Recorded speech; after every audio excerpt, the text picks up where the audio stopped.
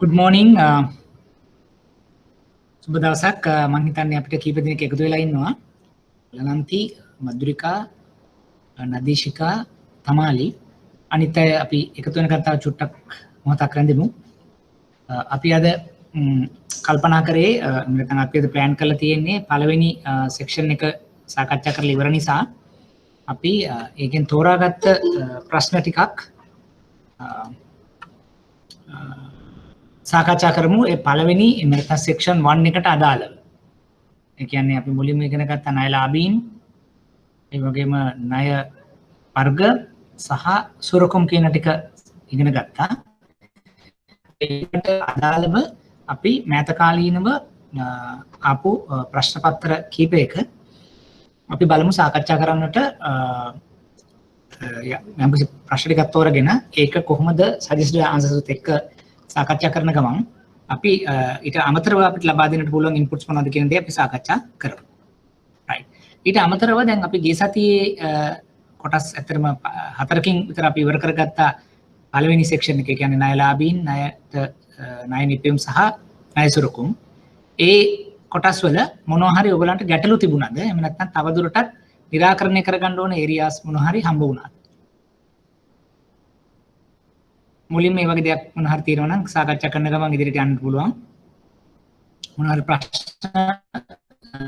තියෙනවා අපි ගිය සති 3 හෝ 4 සාකච්ඡා කරමු.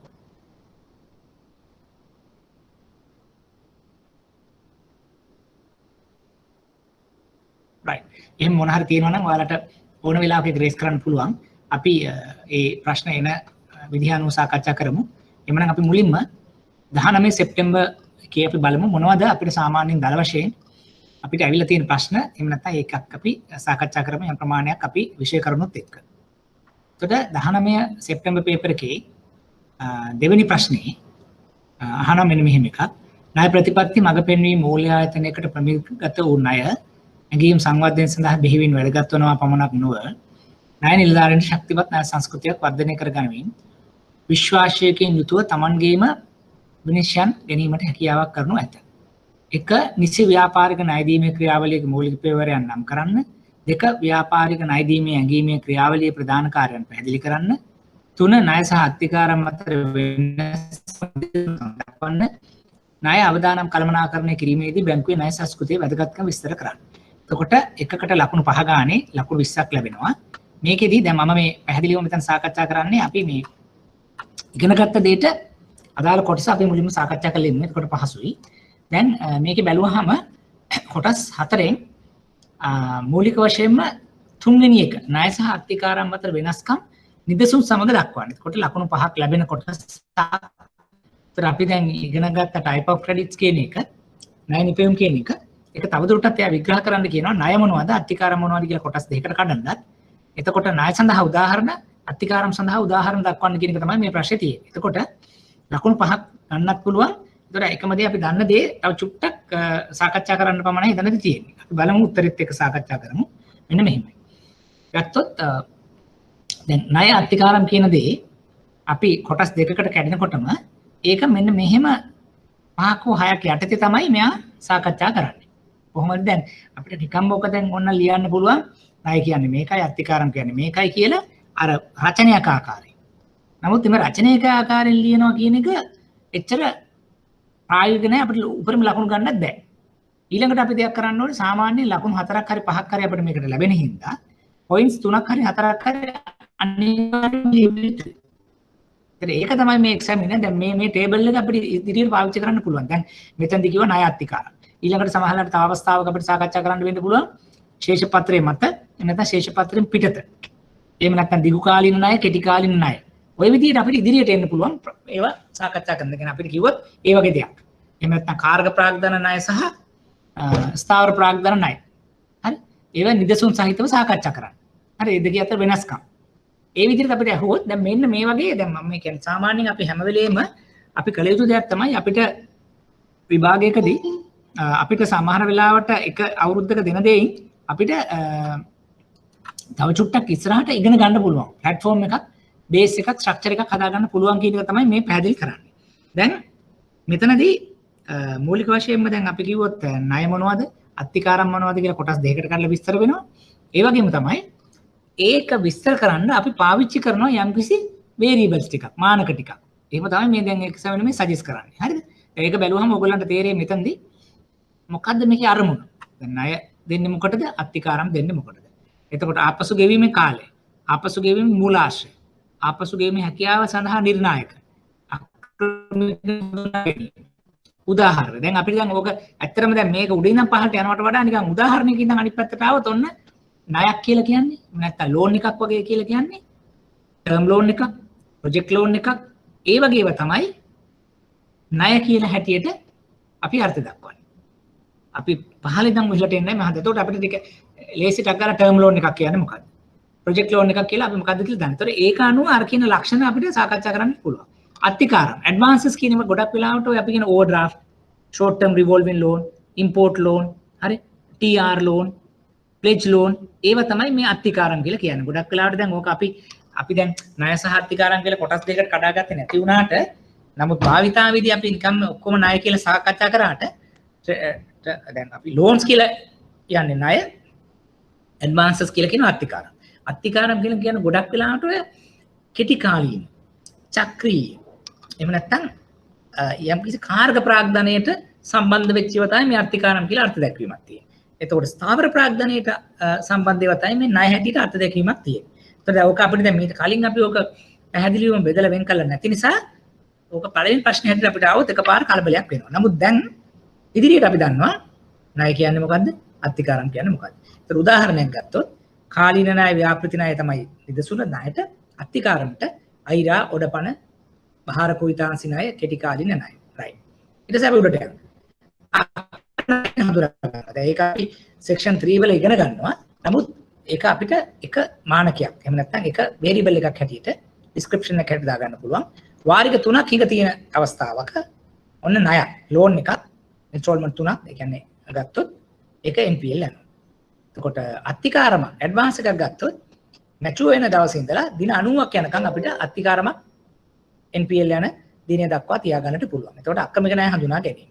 ඊළඟට තමයි ආපසු ගෙවීමේ හැකියාව. ඒක හරිම ඉම්පෝටන්ට්. ඒ කියන්නේ ණයක් ලබා දුන්නාම, අත්තිකාරමක් ලබා දුන්නාම ඒක ආපසු ගෙවන්නේ කොහොමද කියලා නිර්ණය කරන ඩිටර්මිනන්ට් එක. එහෙම නැත්නම් මොකද්ද ඒකට තියෙන ඒකකය.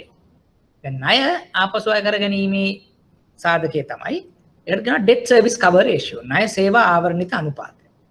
අපි ඉදිරියේදී ඉගෙන ගන්නවා. නමුත් අපි දැන් මෙතනදී වෙන්නේ ගොඩක් වෙලාවට මේ ප්‍රශ්න එනකොට අපිට සමාලාට මේ ප්‍රශ්නෙටම අදාළ කොටසක් නොවන දෙයක් වුණත් අපි ඒවා දැනුවත් වෙලා තියෙනවා. ඊළඟට පොලිස් සේවා, ඉන්ට්‍රස්ට් කවර්. ඔයගොල්ලෝ අහලා තියෙන්නේ දැන් අතගන්න ඉදි වෙන්නේ ණය සේවාවරණික අනුපාතය කියලා කියන්නේ පොලියයි මුල් මුදලයි දෙකම ගෙවනවා නම් ඒක ණයක්. පොලිය පමණක් ගෙවනවා නම් ඒක අත්තිකාරමක්. පොලිස් සේවාවර්ධන අනුපාතය තමයි අත්තිකාරමක අපි පාවිච්චි කරන්නේ. ආපසු ගෙවීමේ මූලාශ්‍රය.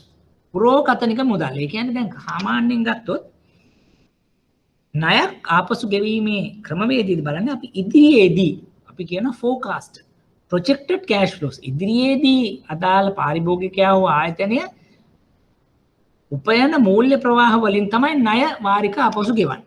අත්තිකාරම් දුෂමාන නැත්නම් අපේක්ෂණ මේ වර්තමාන කාලේ මේ අතට ඇත්තටම පේන්න තියෙන වර්තමානයේ මේ දැන් තියෙන මූල්‍ය ප්‍රවාහ වලට තමයි ඒ කියන්නේ අපි දන්නවා current cash flows කියලා කියනවා. ඒ කියන්නේ දැන් ගොඩක් වෙලාවට ගත්තොත් අපි සාමාන්‍යයෙන් අපි හිතමුකෝ short term loan එකක් නැත්නම් post rate discounting එකක් factoring ගත්තොත් ඒවා ඇත්තටම මෑත කාලේ අපි දන්න මෙන්න මේකට මේ මුදල ඇවිල්ලා තමයි මේක settle වෙන්නේ කියලා තියෙනවා. ඒවා ආපසු ගෙවීමේ මූලාශ්‍රය. ආපසු ගෙවීමේ කාලය ණයක් ගත්තොත් අවුරුද්දට වඩා වැඩි. 2 3 4 7 10 15 වෙනකන් යන්න පුළුවන්. සාමාන්‍ය අතිකාරමක් ගත්තොත් less than 1 year. short term loan එකක් OD එකක් within a year තමයි ආයෙ රිවිව් කරන්නේ. ආපහු අවුරුද්දෙන් අවුරුද්ද බලනවා. අරමුණ ආයෝජනය නැත්නම් ප්‍රාග්ධන අවස්ථා සඳහා. එතකොට අතිකාරම් වල කාර්ක ප්‍රාග්ධන හෝ පරිභෝජන කටයුතු. ඒ කියන්නේ දැන් අර කෙටි කාලීන වගේ දේවල් තමයි ගොඩක් වෙලාවට මේ අතිකාරම් හරහා යන්නේ. එතකොට දැන් මේ ප්‍රශ්නේ ආවොත් අපිට ඊට පස්සේ හෝ මූලික වශයෙන්ම ඔයගොල්ලන්ට මතක තියාගන්න ඕන තමයි නිදසුන් සහිතව පැහැදිලි කරන්න කිව්වහම අපි අනිවාර්යයෙන්ම මොනවා හරි මානක කීපයක් නැත්නම් අපි අනිවාර්යයෙන්ම පාවිච්චි කළ යුතුයි යම් ආකාරයක එකිනෙකට වෙනස් වෙච්චි variables ටික අරගෙන තමයි අපිට කොහොමද අත්තිකාරම් කොහොමද උදාහරණයකුත් අපි ඒකට පෙන්නලා තියෙනවා. දැන් ඔයගලන්ට සාමාන්‍යයෙන් පැහැදිලි වෙන්නේ නැති දැන් ලකුණු 5ක් ගන්නවා කියන එක නිකම්ම මේක මේ අපිට ලියාගෙන ගිහලා කරගන්න බැරි දෙයක්. දැන් එක්සැමින් එකේ ඒක බලුවොත් ඒ ටේබල් එක අපිට ගොඩක් වෙලාවට ඉදිරිය පැහැදිලි. ඉදිරියට අපිට කරන්න පුළුවන් දේවල් ටිකක් තමයි අපි මෙහෙම කොටස් වලට අරගෙන නෑ මෙහෙමයි ප්‍රතිකාරම් මෙහෙමයි කියලා සාකච්ඡා කරන්නේ. right. දැන් මොන හරි ඔයගලන්ට ගැටලු තියෙනවද? මේක තේරෙන්නේ නැති දෙයක් තියෙනවා. දැන් මෙතනින් ඉදිරියට මේකම ගියාවොත් කොහොමද ඔයගොල්ලෝ ඒක කරනකොට මොන හරි තවත් දුරටත් ගැටලු සහගත දෙයක් තියෙනවද මේක විසඳ ගන්න?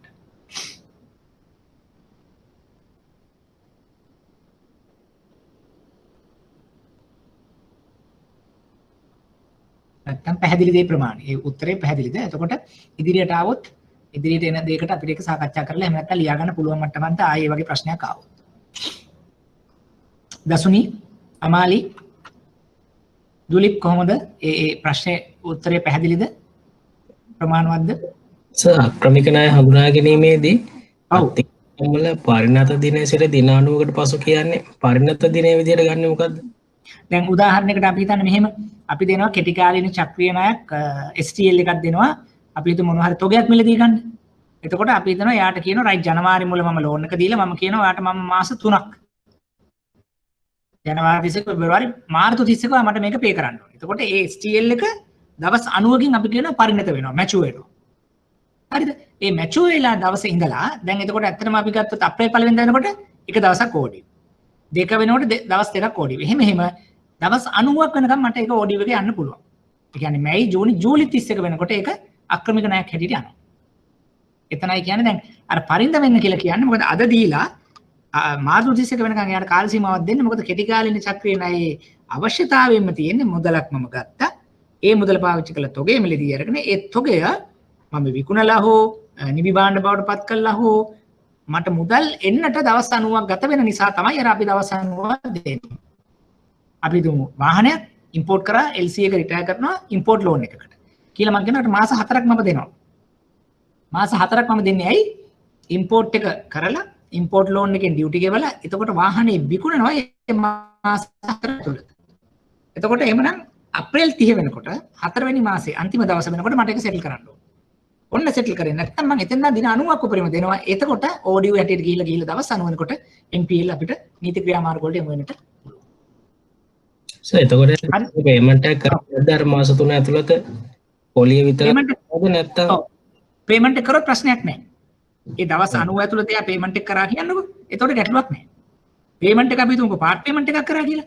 පාර්ට් පේමන්ට් එකක් කරනකොට අපි හිතමුකෝ මාර්තු 31 වෙනකොට අපි හිතමු මිලියන 10 මිලියන 2යි අවුට්ස්ටෑන්ඩින් කියලා. ඔන්න ඒ මිලියන 2 දවස් 90ක් ඇතුළත ගෙවුවනේ NPL.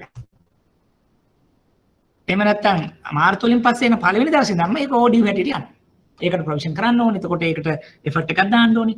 ඔයාගේ බ්‍රාන්ච් එකේ ඕඩියු රේෂියෝ එක ඒ හැම එකටම ඉම්පැක්ට් එකක් වෙන්න පටන් ගන්නවා මාර්තු 31 න් පස්සේ.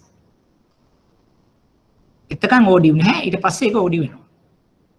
thank you. right Dolly. එතකොට අනිත් අයට කොහොමද?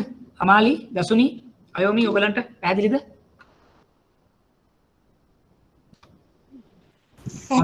සර් ඔව් කියන්න. සර් BLR දාලා ගෙවනවා කියලා එකක් තියෙනව නේද සර්? ඔය කියන්නේ මේ මොකද්ද සම්පත්? BLR දාලා ගෙවනවා කියලා එකක් තියෙනව නේද සර්? 90 days වෙනකන් කියලා ඊට පස්සේ 90 days වෙනකන් ඉඳලා මොකක් අර මේ කියන්නේ මේ අපේ ඉම්පෝර්ට් ලෝන් වල short term loan pledge loan වගේ වලදී hypothecation වලදී අර 90 days උනාට පස්සේ BLR දාලා ඒ කියන්නේ අර මේ TOD interest එකට ගෙවනවා කියලා එකක් තියෙනවා නේද සර්? ඒ කියන්නේ නෑ ඒක තමයි මම කියන්නේ. ඒක වෙන්නේ මොකක්ද දන්නවද? එතන වෙන්නේ OD වෙන්න පටන් ගන්නවා. දැන් උදාහරණයකට අපි STL එකක් ගත්තොත් අපි සාමාන්‍යයෙන් එයාට දෙනවනේ පොලි අනුපාත අපි හිතමු 100ට 16ට කියලා. ඒ කියන්නේ දැන් සාමාන්‍යයෙන් ඔක වෙන්නේ අපි හිතමු මිලියන 10ක 15ක 20ක අපි ණය සීමාවක් අනුමත කරනවා. අනුමත කරලා ඒක ඇතුලේ තමයි මෙයාට දෙන්නේ ප්ලෙජ් ලෝන් එක හරි ඉම්පෝර්ට් ලෝන් එක හරි දෙනවා. එතකොට මෙයා අපි හිතමුකෝ එක ලෝන් එකක් ගත්තා මිලියන 5ක මිලියන 5ක අරගෙන අපි හිතමු දවස් 90 කියන්නේ කෙලින්ම අප්‍රේල් 1 වෙනිදා වෙනකොට ගෙවන්න ඕනේ. ගෙවුවේ නැත්තම් එතන නම් ඕඩියු තියෙනවා. හැබැයි එතන ඕඩියු තියෙනකොට අර ඔයා කියන වගේ ඒකට යනවා අමතර පොලියක් පීනල් රේට් එකක් යනවා. ඒක සමහරට අර TOD රේට් එක වෙන්නත් පුළුවන්. එහෙම නැත්නම් ඊට අඩු වෙන්නත් පුළුවන්. ඒ පීනල් රේට් එකට එයාට ඕන නම් තව ටික කාලයක් අරගෙන ගෙවන්න පුළුවන්. හැබැයි ප්‍රශ්නේ තියෙන්නේ අප්‍රේල් 1 වෙනිදා ඉඳන් ඒ අදාළ කොන්ට්‍රැක්ට් එක ඕඩිව් හැටියට කියන්නේ ඩිලින්ක්වෙන්ට් ෆැසිලිටි එකක් හැටියට තමයි යන්නේ. එතකොට බ්‍රාන්ච් එකේ කලෙක්ෂන් රේෂියෝ එකට ඕඩිව් රේෂියෝ එකට ඒ ඔක්කොටම ඉම්පැක්ට් එකක් එනවා. ඊළඟට ක්‍රිබ් එකේ ගියත් ඔයාලට තේරෙනවා ඔන්න ඕඩිව් දවස් අර දැන් මෙච්චර කල් කොළ පාට තිබ්බ එක කහ පාට දවසයි 2යි 3යි කියලා මාක් වෙන්න පටන් ගන්නවා. ඒ කියන්නේ ඕනම එකක් අපි මැචුරිටි රේට් එක ඇතුළත නම් ප්‍රශ්නයක් නැහැ. මැචුරිටි රේට් එකෙන් එහාට ගියාට පස්සේ ඒක කවුන්ට් වෙනවා. හැබැයි තව එකක් තියෙනවා අපිට අවශ්‍ය නම් මැචුරිටි රේට් එක එක්ස්ටෙන්ඩ් කරන්න පුළුවන්. අපි හිතමු සාධාරණ හේතුවක් මත දවස් 90 මදි. අපි මේ කොවිඩ් වල අපි ඒක කරා. මොකද දවස් 90 දී කරගන්න බෑ. තව දවස් 90, තව දවස් 30ක්, තව දවස් 60ක්. හරි? ඒක අනුමැතියක් කරගෙන අපි තව දවස් 90ක් ඉස්සරහට යනවා. එතකොට අර ඒක ඕඩි වැඩිට සැලකෙන්නේ නැහැ. ඒකට ඕන නම් 16 පොලි තියන්න පුළුවන්. ඊට වඩා වැඩි තියන්න පුළුවන්. හැබැයි ඒකටත් අර ලෝන් ඇග්‍රීමන්ට් එකක්, STL ඇග්‍රීමන්ට් එකක් එක්ක තමයි දවස් ප්‍රමාණයක් යන්නේ. සාධාරණ හේතුවක් මත එක්ස්ටෙන්ඩ් කරන්න බෑ. එතකොට ඒක ඕඩි නෑ. ආයෙ මැචුර් වෙන්නේ අර දවස් 90 ඉරුණාට පස්සේ.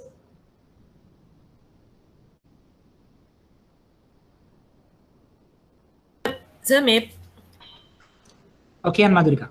සර් මේ ප්‍රශ්නෙට මේ chart එකට මේ ආන්සර් එක දුන්නොත් ඇතිනේ ආයෙ විස්තර කිරීමක් කරන්න අවශ්‍ය නැහැ නේද? ආයෙ අවශ්‍යම නැහැ. මේ හොඳටම ප්‍රමාණවත් මේක.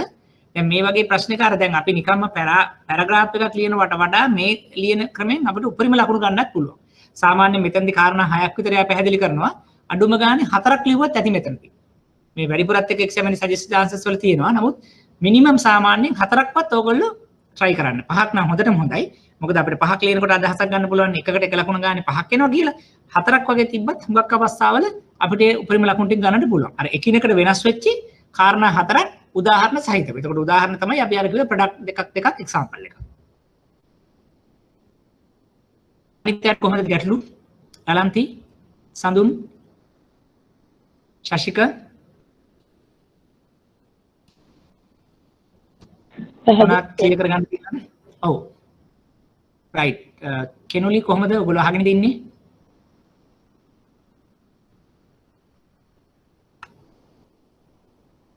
හරි. මම හිතනවා පැහැදිලි ඇති කියලා මොනවා හරි තිබුණොත් ටෙක්ස්ට් එකක් හරි දාන්න මෙතනදී මැසේජ් එකක් දාන්න හරි පුළුවන්. එතකොට අපි එහෙම ඒක සාකච්ඡා කරන ගමන් අපි ඊළඟට බලමු මොනවද අදාළ අපිට මේ ඒරියා එකට තියෙන ප්‍රශ්න කියලා. ඔන්න හතරවෙනි ප්‍රශ්නේ තියෙනවා ඒ අවුරුද්දෙම. මූල්‍ය ආයතනයක් විසින් වත්කම් සඳහා මූල්‍යකරණය කරුණේ ව්‍යාපාරික අවශ්‍යතා සඳහා පමණක් නොවන පෞද්ගලික අවශ්‍යතා සඳහාද වේ. පහත සඳහා වත්කම් මූල්‍යකරණ ආයෝජනා ක්‍රම හතරේ අරමුණු ආපසු ගෙවීම් කාලය ආපසු ගෙවන ක්‍රමය හා ආපසු ගෙවීමේ හැකියාව තීරණය කිරීම යන කරුණු ඇතේ සාකච්ඡා කරන්න. ඔන්න. දැන් මේ වෙලාවේ ලකුණු 5ක් එකකට ලැබෙනවා. දැන් එක්සැමින අපිට දෙනවා මොකද්ද? අරමුණ මොනවද? ආපසු ගෙවීමේ කාලය, ආපසු ගෙවන ක්‍රමය, ආපසු ගෙවීමේ හැකියාව තීරණය කිරීම කියන කාරණා 4 යටතේ ඒ කියන්නේ කරුණු 4ක් මේ හැම පොයින්ට් එක හැම ප්‍රොඩක්ට් එකකටම ගේන්න කියලා කියනවා. එතකොට මේක අපි දැන් සාකච්ඡා කරලා බලමු කොහොමද මේ එක්සැමින මේක කරන්න කියලා. හැබැයි ඉදිරියට දැන් ඔයගොල්ලන් හොඳ පෙර නිමිත්තක් මේක. දැන් ඊළඟ අවස්ථාවක එක්සැමින සමහර වෙලාවට අපිට දෙන්නේ නැහැ. මේ කියන කාරණා 4 යට සාකච්ඡා කරන්න කියන්නේ නැතුව මේ දීලා තියෙන ණයනිපියු කෙටියෙන් සාකච්ඡා කරන්න කියලා දෙනවා. නමුත් අපිට තියෙන අවස්ථාව තමයි දැන් අපි දන්නවනේ මෙන්න මේ 4ක මේක සාකච්ඡා කළ හැකියි කියලා. එතකොට ඔයා ඉගෙන ගන්න සහ ඊළඟ පාර එක්සැමිනාර ජෙනරල් ඇහුවොත් අපි ලියන්නේ මෙන්න මේ වගේ ප්ලැට්ෆෝම් එකකට. හරිද? දැන් ඔතන ඒක වැදගත් වෙන්නේ ඇයි කියන්නේ දැන් සාමාන්‍යයෙන් ණයක තියෙන ලක්ෂණ ටික මෙහෙම මොනවා හරි ටැබියුලේට් කරලා ලියනකොට අර කලින් ගානේ ටේබල් එකකට දැම්මා වගේ කරනකොට හරි පහසුයි. එක්සැමිනර් දැන් ඔයා උත්තරේ දන්නම ප්‍රසන්ටේෂන් එක හරියට කරනවා කියලා. දැන් ගොඩක් වෙලාවට දැන් අපි දකින දෙයක් තමයි දැන් මේ පේපර් මාකින් වලදී දැන් දරුවෝ කියන්නේ ළමයි දන්නම උත්තරේ හැබැයි ලියන විදිහ අනුව එක්සැමිනර් තේරුම් ගන්න බෑ මෙයා ආන්සර් එක දන්නවද කියලා. දැන් අපි නිකන් ලියාගෙන යනවා ටෙක්ස්ට් එක වගේ. එතකොට දැන් අපි පැහැදිලිව කියනෝනේ පොයින්ට් ෆෝම් එකේ ලියන්න කියලා තිබ්බහම ටෙක්ස්ට් එකට ලිව්වහම වෙන්නේ අරකට ලකුණු 5යි නම් මේකට ලකුණු 2යි. ඒතර අපි හිතන් ඉන්නවා නියමට ලිව්වා ආය ඔක්කොම හරි සියලු දේ හරි කියලා එනවා.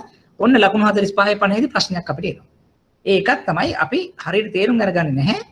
විභාගයේ අවශ්‍යතාවය මොකක්ද? දැන් හැම වෙලේම ඔළුවේ තියාගන්න මේ මුළු අලුත් සිලබස් එකේ දිගටම යන්නේ පොයින්ට් ෆෝම් එකෙන් ආන්සර්ස් ලියනවා කියන එක. දෙක තමයි පුළුවන් තරම් එකිනෙකට වෙනස් වෙච්ච පොයින්ට්ස් ටිකක් ලියන්න. දැන් මෙතන එක්සැමින 4ක් දෙනවා. අපිට දුන්නේ නැතත් අපි මේක පාඩම් කරගන්න ඕනේ අන්න ඒ කියන ක්‍රමවේද හරහා.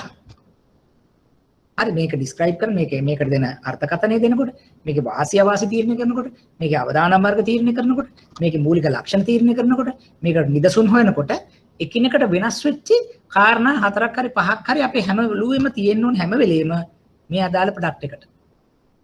එතකොට හරි ලේසි එක්සැමිනර් ඇහුවත් නැතත් ටැබුලේටඩ් ෆෝම් එකෙන් මේක ලියන්න. ඒක තමයි ස්ට්‍රක්චර් ප්ලෑන් එක වෙන්නේ. අපිට අවශ්‍යයි නම් මේක ස්ට්‍රක්චර් ප්ලෑන් එක පේපර් එකේ ලිව්වත් කමක් නැහැ. දැන් උදාහරණ මෙහෙම ලියනකොට ඔයා ලියන මෙන්න මේ දැන් මේකේ දැන් දීලා තියෙනවනේ. මෙන්න මේ කාරණා යටතේ මම මෙන්න මේක විස්තර කරනවා. එහෙම ලියලා ආන්සර් කරලා. එතකොට එක්සැමිනර්ට පේනවා රයිට්. ඔයාගේ ආන්සර් ප්ලෑන් එක පේනවා. ඔයා පිළිවෙලට වැඩක් කරනවා කියලා තේරෙනවා. එතකොට අඩුම ගානේ පොඩි ලකුණක් දෙකක් වුණත් එයාට රයිට්. මෙයා අනිත් ළමින්ත් එක්ක සාපේක්ෂව මෙයාගේ ආන්සර් ප්ලෑන් එක හොඳයි.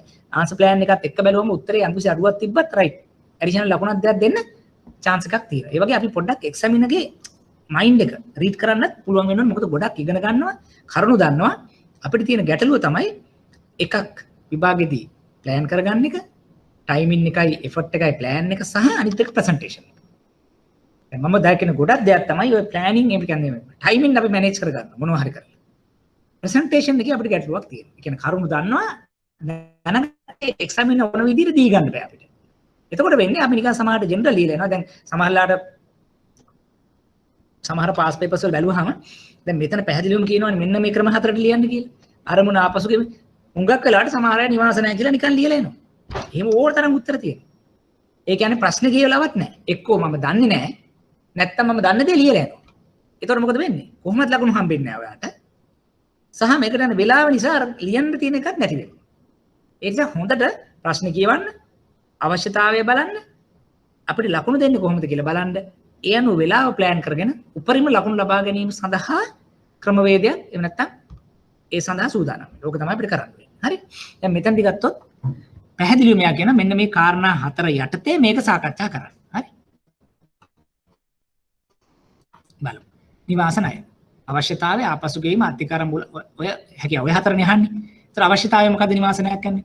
දැන් බලන්න නිවාස ණයක් සාමාන්‍යයෙන් දැන් මෙතනදී අපි කල්පනා කරන්න ඕන තමයි උපරිම ලකුණු ලබා ගැනීම. එතකොට දැන් ගත්තොත් අපි ගන්න ප්‍රායෝගික තල දැන් මේක අපි පාඩම් කරගෙන යනකොට මේක හරි ලේසියි. නමුත් අපි සාමාන්‍යයෙන් බලන්නේ නිවාස ණයක් අපි කොහොමද මොනකට දෙන්නේ? එකක් තමයි ඉඩමක් මිලදී ගන්න දෙනවා. නිවාසයක් මිලදී ගන්නට දෙනවා. එහෙම නැත්නම් නිවසක් අලුතෙන් හදා ගැනීමේ තත්ත්වය සඳහා දෙනවා. නිවසක් අලුත් රියා කිරීම සත්‍යය සඳහා දෙනවා. ඒ වගේම තමයි සමහර වෙලාවට තවත් මූල්‍ය ආයතනයක තියෙන නිවාස ණයක් සෙටල් කරලා පියවල අලුතෙන් ලබා ගැනීම සඳහා දෙනවා. එතකොට දැන් කාරණා 5ක් අපි දන්නේ. දැන් මෙතන තියෙනවා ඉඩම් නිවාස ඉදි කිරීම අලුත් රියාව. නමුත් අපිට අරගත් අපිට ඇඩ් කරන්න පුළුවන්. එතන මම කියන්නේ දැන් උපරිම දේවල් නිවාස ණය කියන එක දැන් කල්පනා කරන්න රයිට්. බැංකුවක හවුසින් ලෝන් එකේ පර්පස් එක මේ අහන්නේ. හොඳට කල්පනා කරන්න. කල්පනා කරන ප්‍රාලේසි අපි හදලා මේ කලින් දැනන් තියෙනවා. සෙටල්මන්ට් වලට දෙනවා. රිනෝවේෂන් වලට දෙනවා. රිපෙයාර්ස් වලට දෙන්න පුළුවන්. නිව් ලෝන් එකකට දෙන්න පුළුවන්. ලෑන්ඩ් එකක් ගන්න පුළුවන්. එතකොට ඔය කාරණා ටික කියනකොට ඔයා දන්න රයිට්. උපරිම උත්තරයක් ඔයාට අවිල්ල ඉවරයි. හරි. ඊළඟ ආපසු ගෙවීමේ කාලය සාමාන්‍යයෙන් අපි දානවා නිවාස ණය වගේ කියලා ගත්තොත් අපි සාමාන්‍යයෙන් අපි දන්නවා දැන් අවුරුදු 5න් 6න් ගෙවල් ඉවර කරන්න දෙන ඒවා නෙවෙයි නිවාස ණය කියන්නේ. උපරිම 25ක් වගේ දක්වා දෙන්න පුළුවන්. එතකොට අවම කාල සීමාව අවුරුදු 5ක්වත් දෙන්න පුළුවන්. එතකොට සාමාන්‍යයෙන් අවුරුදු 5ක් 25ක් අතර කාල සීමාව. හැබැයි ඒක මූල්‍ය ආයතනයේ නිවාස ණය ප්‍රතිපත්තිය මත තීරණය වෙයි. අන්න ඒ කමෙන්ට් එක චුට්ටක් වටිනවා අපිට. දැන් හේතුව දැන් සමහරවිට අපිට 5ත් 25ත් අතර දක්වා දාන ගමන්ම අර කතාව අපිට ලියුවොත් එතකොට අපි දන්නවා රයිට් මෙයා මේ සබ්ජෙක්ට් එක දන්න කෙනෙක් කියලා. ඒක දැන් මේ නෑ කියලා ලකුණු ගොඩක් අඩු වෙනවා. මම කියන්නේ හැම වෙලේම අපි එක්සැමින් එකෙන් ගන්න පුළුවන් උපරිම දායකත්වයේ ගන්න විදිහට තමයි අපි උත්තර ලැහැත්ති කරගන්නේ. හරි? අත්තිකාර මූලාශ්‍රය කොහොමද මේ ණය ආපසු ගෙවන්නේ? එකක් තමයි බැංකුව වෙත ප්‍රේෂණය කරන වේතන වලින් පුළුවන්. අනිත් එක තමයි අපි දැන් හුඟක් වෙලාවට දැන් නිවාස ණය කියලා ගත්තාම තනි පුද්ගල වෙන්නත් පුළුවන්. එහෙම නැත්නම් මම කිසි ව්‍යාපාරිකයෙකුටත් වෙන්න පුළුවන්. එතකොට ඔන්න බැංකුව වෙත ප්‍රේෂණය කරන වේතන කියලා දාන ගමන්ම ව්‍යාපාරයක මූල්‍ය ප්‍රවාහය කියලා කිව්වොත් කමක් නැහැ. හරි මොකද දැන් P&L එකේ එයාගේ මූල්‍ය ප්‍රවාහය බලලා ඒ කියන්නේ යම් කිසි ආකාරයේ ලාභයක් එක්ක වෙන මූල්‍ය ප්‍රවාහය අපිට කෑෂ් ෆ්ලෝ එකේදී එනවා මෙන්න මෙච්චරක් මුදල් එයාගේ තියෙනවා කියලා. එතකොට සාමාන්‍යයෙන් අපි බැංකුවට සැලරි රෙමිටන්ස් එකකුත් පේ කරන්න පුළුවන්. එහෙම නැතුව එයාගේ ව්‍යාපාරය තුළින් ජනිත වෙන මුදල් පුළුවන්. මෙතනදී අපි අර සමහර වෙලාවට අපි කියනවනේ මේ දැන් නිවාස ණය ගත්තාම ඔක්කොම හවුසින් ඒ කියන්නේ සෝරි පර්සනල් හවුසින් විතරක් නෙවෙයි කියලා. ව්‍යාපාරයක් කරන කෙනාට නිවාස ණයක් අපිට ලබා දෙන්න පුළුවන්. ඒ නිසා දැන් මෙතන ඒක නැති වුණාට ඔයාගේ ඔළුවේ ඒක තිබිලා තියෙන්න ඕනේ සහ ඔයාගේ සම්පූර්ණ උත්තරයට ඒක දාන්නට අවශ්‍යයි. ඊළඟට ආපසුගේ මේ හැකියාව තීරණය කරන්නේ කොහොමද? දැන් මතක තියාගන්න සාමාන්‍ය නිවාස ණයක් ගත්තත් ඒක අපි ඩෙට් සර්විස් කවර් රේෂියෝ එක. ණය සේවා ආවරණයට අනුපාතය. එහෙම නැත්නම් දල ශුද්ධ වේතනයත් එක්තරා ප්‍රතිශතයක්. දැන් අර අපි ගත්තොත් දැන් ණය සේවා ආවරණයට අනුපාතය ගොඩක් වෙලාවට බිස්නස් එකකට අපි කම්පියුට් කරනවා. එහෙම නැත්නම් 60-40 බේසිස් එකේ මතකද? සාමාන්‍ය පර්සනල් ගත්තොත් 60ත් 40ත් අතර ප්‍රමාණයේ ප්‍රතිශතයක් හැටියට අපි ලිමිට් කරනවා. ඒක අනුව තමයි තීරණය කරන්නේ ආපසු ගෙවීමේ හැකියාව. පැහැදිලිද? එතකොට දැන් මේ බලන්න නිවාස ණය කියන එක මේක ක්‍රම කීපයකට ලියන්න තිබ්බනේ. පාඩම තිබ්බා මේ එකක් තමයි අවශ්‍යතාවය මේ හතර පැත්තක දැම්මා. මම ලියාගෙන යනවා. මට ඕන දේ මම දන්න දේ ලියනවා. ඒක ක්‍රමයක්. දෙවෙනි එක තමයි මේ ටිකම මම ඡේදයක් ආකාරයෙන් ලියනවා. තුන්වෙනිව තමයි මේ විදිහට ටේබල් එකකට දාලා. එහෙම නැත්නම් ඕක ලස්සන ටේබල් කරන්නත් පුළුවන්. මෙතනදී අර මානකයේ වගේ අවශ්‍යතාවය මෙහෙම ඊට පස්සේ මෙතනදී මේ ඒකට දාලා උත්තරේ ටේබල් එක. දැන් බලන්න ඔය ක්‍රම ටිකට ලිව්වහම නිකන් ඔයා එක්සැමිනර් නම් ඔයාට මොකද්ද හිතෙන්නේ? ඔක ටේබල් එකක පිළිවෙලට මෙහෙම දාලා මේ විදිහට දාලා දුන්නොත් ඔයාට හම්බෙන ඒ කියන්නේ මම කියන්නේ ඉම්ප්‍රෙෂන් එක කොයි වගේද? උපරිම ඒ කියන්නේ අර පැහැදීමක් ඇති වෙනවා. දැන් මම මේ කියන්නේ දැන් ඒ වගේ දේවලුත් අපිට විභාගවල අවශ්‍යයි. හරිද? ඒ කියන්නේ අපි උත්තරේ දන්නවා. උත්තරේ හොඳටම හරි. නමුත් අපි කල්පනා කරන්න කොහොමද මේක ප්‍රසන්ට් කරන්නේ? එහෙනම් උදාහරණ ගන්නකො ඉන්ටර්විව් එකට කියන්නකො. ඉන්ටර්විව් එකට යනකොට දැන් ඔයාට පැනල් එකේ ඉඳද්දි ඔයා හැම පැත්තෙම ඒ කියන්නේ ටෙක්නිකලි හොඳයි, এডুকেෂනලි හොඳයි, රෙෆරන්ස් සියලු දේ හොඳයි. ඔයාට ෂුවර් දැන් ජොබ් එක හම්බ වෙනවා කියලා. හැබැයි දැන් ඔයා නිකන් එහෙම හම්බ වෙනවා කියලා නිකන් ඔය දොර අරගෙන නිකන් ඒ විදියට ඇවිදගෙන එහෙම යනවද අපි නැහැ. එදාට අපි තියෙන හොඳම ඇඳුම වෙන්න පුළුවන්. සපත්තු දෙක වෙන්න පුළුවන්. ටයි එක ලස්සනට මැච් කරලා වෙන්න පුළුවන්. කොණ්ඩේ පිළිවෙලට කපලා වෙන්න පුළුවන්. හොඳම ග්‍රීටින් එක වෙන්න පුළුවන්. හොඳ අයි කන්ටැක්ට් එක වෙන්න පුළුවන්. රයිට්? උපරිම ප්‍රසන්ට් කරනවා නේද අපි? ලකුණු 90 නෙමෙයි අපි 105ක්ම ගන්න අපි ප්‍රසන්ට් කරනවා. අපි දන්නවා කන්ෆිඩන්ට්. හැබැයි අපි දැන් එතකොට ඔයා එහෙම දකිනකොටම වෙන්නේ මොකද? ෆස්ට් ඉම්ප්‍රෙෂන්ම එයාට රයිට් මෙයාන අපිට අවශ්‍ය කරන පුද්ගලයා තමයි. විභාගෙත් එහෙමයි.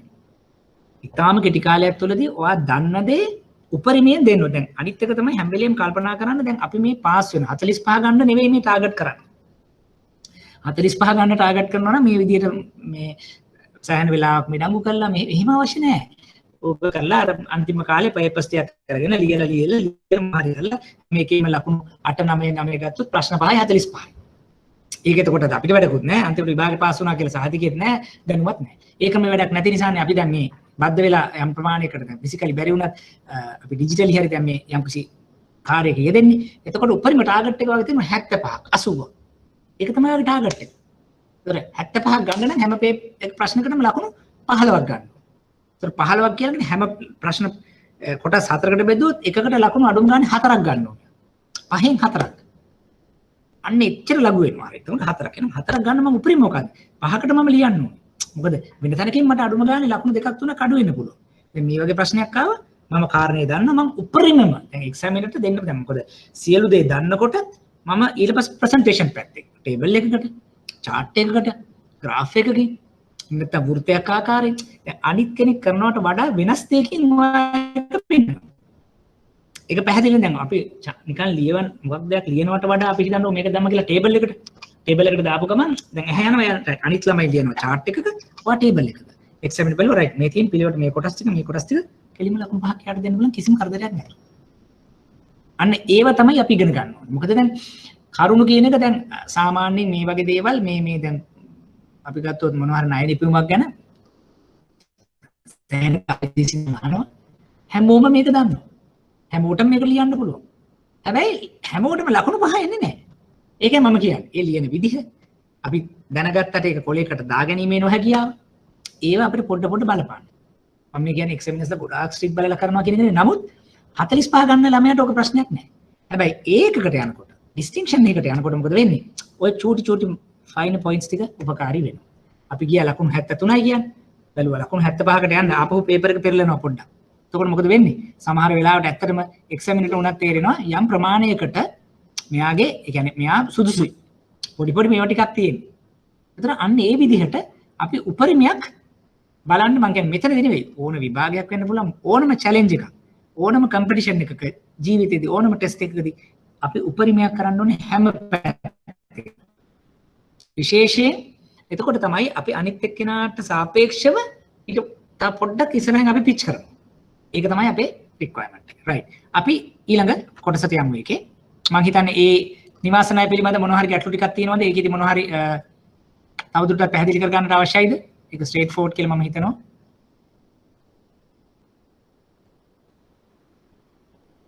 පැහැදිලිද? මොනවා හරි තියෙනවා නම් කතා කරන්න නැත්නම් ටෙක්ස්ට් කරන්න. හරි. අපි ඊළඟ එකට යමු. ඊළඟට අහන ව්‍යාපෘති ණය. Project loan. ඔන්න දැන් කල්පනා කරන්න දැන් කොහෙද අපි ඉගෙන ගත්තා ව්‍යාපෘති ණය කියලා එකක් ඉගෙන ගත්තා. මොකද්ද මේ ව්‍යාපෘති ණය? ඒක විශේෂිත ණය ක්‍රමයක්. ඒකෙදි අපි කියන වගේ යම්කිසි ශක්්‍යතාවයන් බලනවා. ඒ ශක්්‍යතාවයන් අනුව අවදානම් තියෙනවා. ඒ සඳහා අපි දැන් ඒක ව්‍යාපෘති ණයක් ඇඟීමකට ලක් කරන්නේ මෙහෙම ක්‍රමවේදවලට. එතකොට ව්‍යාපෘති ණයක් ගත්තාම ඒක අර සාමාන්‍ය ක්‍රමවේදවලට වඩා වෙනස් වෙනවා. මොකද අනාගත මූල්‍ය ප්‍රවාහ වලින් තමයි ඒක අය වෙන්නේ. දැන් ඔන්න පොඩි අදහසක් අපිට තියෙනවා. ඊළඟට අපි බලනවා රයිට්. දැන් අවශ්‍යතාවය. මොකද්ද? ව්‍යාපෘතියක ස්ථාවරවත්කම් නැත්නම් ස්ථාවර කාරක ප්‍රාග්ධන අවශ්‍යතාව සඳහා යෙදෙනවා. අන්න ඒව තමයි මතක තියාගන්න ඕන දේවල්. රයිට්. අමාලි ප්‍රශ්නයක් අහනවා. payback period එක calculate කරන්න DSCR එක use කළා නේද? නැහැ. අමාලි මෙහෙමයි. ඒක මම ඇත්තටම පැහැදිලි කරන්නම් මෙන්න මෙහෙම. අපිට දැන් debt service cover ratio එක අපි ඉදිරියේදී ඉගෙන ගන්නවා. DSR එක කියලා කියන්නේ සාමාන්‍යයෙන් යම් කිසි පුද්ගලයෙක් වෙන්න පුළුවන් එහෙම නැත්නම් ආයතනයක් වෙන්න පුළුවන්. එතනදී ආයතනයක් වගේ ගත්තොත් එතනදී ලාභය බෙදනවා මුල් මුදල සහ පොලියෙන්. එතකොට එනවා debt service cover ratio එක. යම් කිසි ව්‍යාපාරයක මෙහිම් ලාභය operating profit එක බෙදුවාම ඒ අවුරුද්දට අදාළ ප්‍රාදාන ගෙවීම සහ අවුරුද්දට අදාළ පොලි ගෙවීමේ debt service cover ratio කියලා එකක් අපින 1.5ට වඩා වැඩිද අඩුද කියන එක තමයි එතනදී සාකච්ඡා කරන්නේ. ඒ වගේම අපි සාකච්ඡා කරොත් පුද්ගලයෙකුට ගත්තොත් 160-40 කියලා කියන්නේ එයාගේ ආදායම කොච්චරක්ද ඒකට සාපේක්ෂව ණය ගෙවීම කොච්චරද ගත්තොත් 60 බෙදීම 40 කියලා 1.5 times කියලා ඒ පැත්තට අපි සාකච්ඡා කරනවා. ඒ කියන්නේ 160ක් නම් එයාගේ අපි ගත්තොත් අතට එන මුදල 140 ණය නම් 60-40න් බෙදුවම 1.5ක් වෙනවා. ඒතර 60 බෙදීම 40 1.5ට වඩා වැඩි නම් DSR එක අපි යා කියනවා එයාට ණයක් ලබා දෙන්න පුළුවන්. අනිත් පැත්තෙන් කිව්වොත් සියලුම ණය ඇතුළු ගෙවීම් ටික 140ක් විය යුතුයි කියලා අපි සාකච්ඡා කරනවා. ඒ තමයි DSR එක කියන එක. හැබැයි payback එක කියලා කියන්නේ මේ ව්‍යාපෘති ණය වලට වගේ එන දෙයක්. එතනදී චුට්ටක් වෙනස්. payback කියලා මම නිකමට කියාගෙන යන්න මෙහෙම. උදාහරණයක් ගත්තොත් මගේ අතේ මුදල් තියෙනවා මිලියන 10ක්. ව්‍යාපාර මට ව්‍යාපෘති 1 2 3ක් මගේ ඉදිරියේ තියෙනවා. එතකොට ව්‍යාපාර එමෙතන ව්‍යාපෘති 1 කියන එකට මම මුදල් දැම්මොත් මේ මිලියන 10 මට අය වෙනවා අවුරුදු 5කින්. ව්‍යාපෘතිය 2 කියන එකට මම මුදල් දැම්මොත් අවුරුදු 4කින්. ව්‍යාපෘතිය 3 කියන එකට දැම්මොත් අවුරුදු 6කින්. ඒ කියන්නේ මගේ මේ අදාළ අත තියෙන මිලියන 10 මේ ව්‍යාපෘති 1 2 3 3ට දැම්මහම අවුරුදු 5කින් මට මුල් මුදල ආපහු එනවා. අවුරුදු 4කින් මුල් මුදල එනවා. අවුරුදු 6කින් මට මුල් මුදල එනවා. අන්න ඒ මගේ තියෙන ප්‍රාග්ධන මූලික ප්‍රාග්ධනය ව්‍යාපෘතියකට යෙදීමෙන් පසුව එය මාහට නැවත ලැබීමට ගතවන කාලයට අපි කියනවා payback කියලා. ඒකයි අරකයි වෙනස්. අරක කරන්නේ ලාභ පත්‍රයෙන් එන ආදායමක් එක්ක ශේෂ පත්‍රයේ මූල්‍ය ප්‍රවාහයේ එන කැපිටල් එකයි ඉන්ට්‍රස්ට් එකයි පේමන්ට් එකත් එක්ක තියෙන සම්බන්ධය තමයි DSR කියන්නේ. මේ කියන්නේ ව්‍යාපාරයකට මෙදුවහම මුදල් ඒ මුදල් ආපසු මාහතට එන්නට මගේ මූලික ප්‍රාග්ධනය එන්නට ගතවන කාලයට අපි කිව්වා payback එකක් කියලා. ඒක විශේෂයෙන් වැදගත් වෙන්නේ මේ අපි කියන ව්‍යාපෘති ණය වල තමයි payback වගේ දේවල් සාකච්ඡා වෙන්නේ. අමාලි හරිද ඒක? පැහැදිලිද?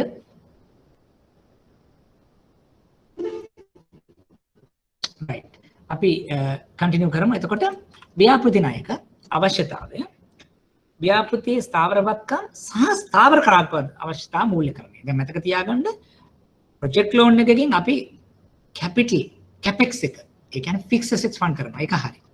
අනිත් එක තමයි පර්මනන්ට් වර්කින් කැපිටල් එක. තමයි ව්‍යාපෘති ණයකින් හොඳට මතක තියාගන්න. දැන් අපි ගත්තොත් temporary working capital, recurring working capital, revolving working capital. ඒ කියන්නේ එදිනදා කාර්ක ප්‍රාග්ධන අවශ්‍යතාවය සඳහා ව්‍යාපෘති ණය පාවිච්චි කරන්නේ නැහැ. ඒ සඳහා අපිට කාර්ක ප්‍රාග්ධන ණයක් වෙන්න පුළුවන්. එහෙම නැත්නම් කෙටි කාලින චක්‍රීය ණයක් වෙන්න පුළුවන්. ඒක තමයි පාවිච්චි කරන්නේ. උන් ඕවා තමයි ටිකක් වැදගත් වෙන. අවශ්‍යතාවය එනකොට අපි කල්පනා කරන්න ඕනේ. දැන් මේ දැන් කෙලින්ම නිකන් ලිව්වොත් ස්ථාවරවත්කම් සහ කාර්ක ප්‍රාග්ධන කියලා අන්න වැරදිනවා. මොකද කාර්ක ප්‍රාග්ධනය කියපු ගමන් බලනවා. කාර්ක ප්‍රාග්ධන ස්ථාවර එකක් තමයි. ඒ කියන්නේ ස්ථීර කාර්ක ප්‍රාග්ධන. ව්‍යාපෘති ණයකින් කරන්නේ. මොකද ඒක දීර්ඝකාලීන ව්‍යාපෘතියක් නිසා. ආපසු ගෙීමේ කාලය. වත්කමේ ජීවිත කාලයේ පදනම් වසරකට වඩා වැඩි කාලයක්. ඒ කියන්නේ දැන් අර ඒකට අපිට කියන්න බෑ අවුරුද්දද දෙකද තුනද කියන්න බෑ. එතකොට දැන් අපි හිතුවම අපි මූලික වශයෙන් දෙනවා කියලා හෝටලයක් අතට අවුරුදු 10ක් වෙන්න පුළුවන්. ගාමන් ෆැක්ටරියක්, ටී ෆැක්ටරියක් අවුරුදු 7ක් වෙන්න පුළුවන්. එතකොට ඒ රීපේමන්ට් එක පදනම් වෙනවා වත්කමේ ආයු කාලය මත. නිකන් දල වශයෙන් අපි හිතන අවුරුදු 10ක් 15ක් තියෙන්න පුළුවන්. එතකොට ඒක මත අපි කල්පනා කරන රයිට් හරි. අවුරුදු 10ක් තියෙන කෙනාට 10ක්ම දෙන්න ඕනේ නැහැ. නමුත් මේ මූල්‍ය ප්‍රවාහය මත තමයි මේක තීරණය වෙන්නේ. අර වගේ අවුරුදු 25 රිටයර් වෙනකන් අපි යනවා. 5 25 අතර එතකොට රිටයර්මන්ට් ඒජ් එක වෙනකන් යන්න පුළුවන්. නමුත් දැන් ව්‍යාපෘතියක හෝටලයක් ගත්තොත් එක හෝටලයක් අවුරුදු 5කින් පේ කරන්න වෙනවා. තව හෝටලයක් අවුරුදු 10ක් දෙන්න පුළුවන්. තව හෝටලයක් අවුරුදු 8ක් දෙන්න පුළුවන්. මොකද වත්කමේ ප්‍රමාණය, ඇසෙට් එකේ ප්‍රමාණය, ආයෝජනයේ ප්‍රමාණය අනුව ආදායම නිපදවන ප්‍රමාණය, උපයන ප්‍රමාණය අනුව තීරණය කරනවා. ඒක තමයි අපි කිව්ව ආපසු ගෙීමේ කාලය. අය කිරීමේ මූලාශ්‍රය. මොකද්ද මේ අය කිරීමේ මූල? කොහොමද මම ඒක රිකවර් කරන්නේ? projected cash flows පුරෝකතනික මුදල් ප්‍රවාහ. ඒවා මේ දැන් අද අතේ නැහැ. මම දැන් උදාහරණයකට ගත්තොත් සාකච්ඡා කරොත් හොටෙල් එකක් කියලා හොටෙල් එකක අද වෙනකොට මට මුදලක් ඇත්තෙම නැහැ. අද වෙනකොට මට මොකද්ද තියෙන්නේ? අද වෙනකොට මට තියෙන්නේ නිකන් හිස් ඉඩමක්. එතන හොටෙල් එක හදනවා. ඔන්න පළවෙනි අවුරුද්ද මම මේක හදලා ඉවර කරනවා. ඊට පස්සේ මාසෙම මම මාකටිං ප්ලෑන් එකත් එක්ක පොඩි පයිලට් ඔපරේෂන් එකක් තියෙනවා. ඉතින් පස්සේ ඔකියුපන්සි චුට්ට වැඩි වෙලා තමයි ඔන්න දැන් ගෙවෙන්න පටන් ගන්න. මේ ඔක්කොම අනාගතයේ හැදෙන මූල්‍ය ප්‍රවාහය. පුරෝකතනික මූල්‍ය ප්‍රවාහය හැටියට තමයි ඉදිරියට යන්නේ. ආපසු ගෙීමේ හැකියාව ක්‍රම දෙකක් තියෙනවා. එකක් තමයි අපි මුලින්ම ආයෝජනය සාර්ථකද නැද්ද බලන්න සමහර ආකාරයකට අපි පාවිච්චි කරනවා ටූල්ස් වගේ. ඒක තමයි IRR, NPV අර අමාලිය වගේ payback. ඉතින් ආයෝජනය හොඳද නරකද කියලා බලන ඒවා තමයි NPV, IRR ඒ වගේ දේවල්. ඒක ගොඩක් වෙලාවට අපිට ක්‍රෙඩිට් මැනේජ්මන්ට් සිලබස් එකේ නම් නැහැ. නමුත් ඩෙවලොප්මන්ට් ෆයිනෑන්සිං වලදී අපි ඒක ඉගෙන ගන්නවා. මොකද මේකේ එච්චර දුරට ඒක යන්නේ නැති නිසා. ඊට පස්සේ හැබැයි ඒ ආයෝජනය හොඳ වුණාට වැඩක් නැහැ. ආයෝජනයේ හැටියට මේක සාර්ථකයි. මූල්‍ය හැටියට සාර්ථකද බලන්න ආපහු අපිට debt service cover ratio එක අවශ්‍ය වෙනවා. ඒ කියන්නේ අර මම කිව්වේ දැන් අවුරුදු 5කින් 4කින් 3කින් අනුව අපි කියනවා right payback එක අවුරුදු 5ට වඩා අඩුයි නම් ඒ ව්‍යාපෘති හොඳයි මම බාර ගන්නවා. අරගෙන මොකද මම කරන්නේ? මම ව්‍යාපෘති කරගෙන ගියාම ඔන්න දැන් මූල්‍ය ප්‍රවාහ නිෂ්පාදනය කරනවා.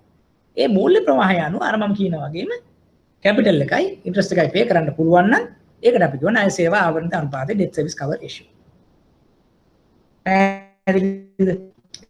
අන්න ඒ අනුව අපි අවශ්‍යතාවය, ආපසු ගෙවීමේ කාලය, ආපසු ගෙවීමේ හැකියාව, අය කිරීමේ මූලාශ්‍රය හැටියට අපිට ඔන්න අපි උත්තරයක් හදාගත්තා.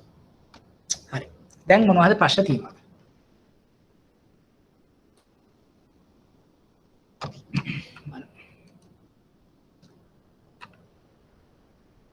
දසුනි, අයෝමි, ගායත්‍රි, දුලිප් කොහොමද? තේරුණාද?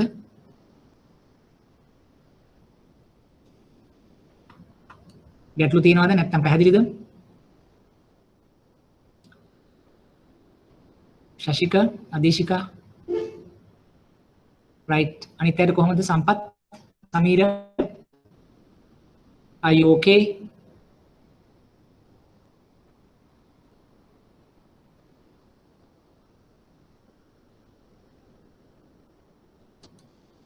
හරි ඕකේ කියලා හිතනවා මොනවා හරි ප්‍රශ්න තිබ්බොත් සාකච්ඡා කරන්න නැත්නම් ආපහු කතා කරන්න. රයිට්. අපි ඊළඟට සාකච්ඡා කරමු තැන්ක්ස් සම්පත් තැන්ක්ස් ගායත්‍රි. හරි අපි ඊළඟට බලමු කාරක ප්‍රාග්ධන ණය. ඒක නම් අපි ගොඩාක් දන්න දෙයක්. නමුත් එකෙත් අපි බලමු කොහොමද අවශ්‍යතාවය. ස්ථීර කාරක ප්‍රාග්ධන අවශ්‍යතා මූලිකරණය සඳහා ව්‍යාපාර තුක ණයගැතියන්ගේ මට්ටම. මෙතනදී චුට්ටක් ඒ කාර්ක ප්‍රාග්ධනයි අපි වෙනස් කිරීමක් කරන්න ඕනේ. මෙතන දැන් ස්ථීර කියන එක වැඩිපුර පාවිච්චි කරන්න එපා. මොකද එකක් වෙනවා දැන් අතන දැන් අපි ස්ථාවර කාර්ක ප්‍රාග්ධන කිව්වහම කමක් නැහැ. ඒක දිගු කාලීන. මෙතනදී ගොඩක් වෙලාවට චක්‍රීය. එහෙම නැත්නම් එදිනදා කාර්ක ප්‍රාග්ධන. අන්න ඒ විදිහට ගත්තොත් විචල්්‍ය වගේ ගත්තා නම් හොඳයි. මොකද දැන් ස්ථීර කාර්ක ප්‍රාග්ධන ගම එතනත් නිකන් පර්මනන්ට් වර්කින් කැපිටල් එනවා නෑ. පර්මනන්ට් වර්කින් කැපිටල් වලට නෙවෙයි කාර්ක ප්‍රාග්ධන ණය දෙන්නේ. හැබැයි සමහර අවස්ථාවන් වලදී අපි කාරක ප්‍රාග්ධන අවස්ථාවයන් සඳහා දිගු කාලීන ණය දෙන අවස්ථා තියෙනවා. නමුත් ඒක මෙතන පැටලව ගන්නවට වඩා හොඳයි. එහෙම වෙනම නම් අපිට පුළුවන් මෙන්න මෙහෙම ලියන්න. එකක් තමයි දැන් අවශ්‍යතාවය එදිනදා කාරක ප්‍රාග්ධන මූල්‍යකරණය සඳහා. උදාහරණයක් එහෙම ලියලා ඔයාලට ලියන්න පුළුවන්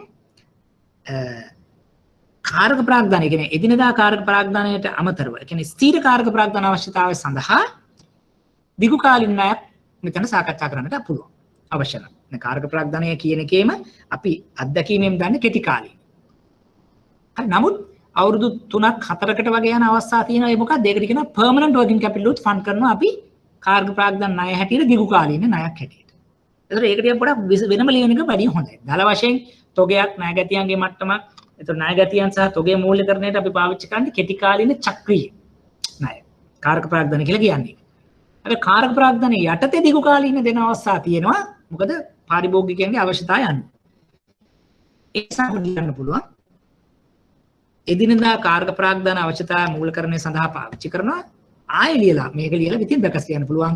දිගු කාලීන කාර්ක ප්‍රාග්ධන අවශ්‍යතා සපුරාලීම සඳහා ණය ලබා දීමත් ඒ අවශ්‍යතාවයෙන් සම්පූර්ණ කරනවා කියලා ලියන්න පුළුවන්. එතකොට චුට්ටක් පැහැදිලි. නැත්තම් දැන් මේක ගොඩක් වෙලාවට මේක දැක්ක ගමන් ස්ථීර කාර්ක ප්‍රාග්ධන ගමන් ක්වෙස්චන් මාක් එකක් එනවා. හරි දැන් මේක දාලා තිබුණාට පොඩි ගැටලුවක් එතනදී තියෙනවා. ආපසු ගෙවීමේ කාලය වසර එකකට ඒ කියන්නේ අපි ගත්තොත් කාර්ක ප්‍රාග්ධනය සාමාන්‍යයෙන් ගත්තොත් අපි චක්‍රීය ගත්තොත් වසර එකකට වඩා අඩුයි සහ එහෙමනම් අනිත් එක තමයි වසර එකක් එහෙම නැත්නම් පහත් අතර ඒ ඇවිල්ලා වාරික වශයෙන් ගෙවන අවස්ථාවකුත් සඳහන් කරන්න පුළුවන්. දැන් මෙතන අපසු ගෙවීමේ කාලේ ඒ අවස්ථා දෙකටම ලියන එක වැඩිපුර ඒ කියන්නේ ඒක බෙටර් කියලා මම සඳහන් කරන්නේ. ඊළඟට අය කිරීමේ මූලාශ්‍ර විකුණුම් වලින් ජනිත ලාභය. දැන් සාමාන්‍යයෙන් වෙන්නේ ගොඩක් වෙලාවට මේ දැන් මෙතනදී බලනවා සාමාන්‍යයෙන් අපි යම් ආකාරයකට දිගු කාලේ අර වගේ පුරෝකතන තත්ත්වයට යන්නේ නැහැ. එදිනදා අපේ ලාභ වලින් එනවා යම්කිසි මූල්‍ය ප්‍රවාහයක්. ඒ කියන්නේ P&L එකෙන් අපිට ඒ අවුරුද්ද අර ඊට කලින් අවස්ථාවේ සාකච්ඡා කරා වගේ අපිට මෑත කාලීනව අපිට ලබා දෙන මූල්‍ය ප්‍රවාහ තියෙනවා. එතකොට ඒ කියන්නේ ආදායමෙන් ජනිත කරන ලාභය මුදල් බවට ඒ කියන්නේ P&L එකෙන් එන එක මුදල් බවට හරවා ගැනීමෙන් අපිට මේ අය කර ගැනීමේ මූලාශ්‍රය සාකච්ඡා කරන්න පුළුවන්. අය ආපසු ගෙවීමේ හැකියාව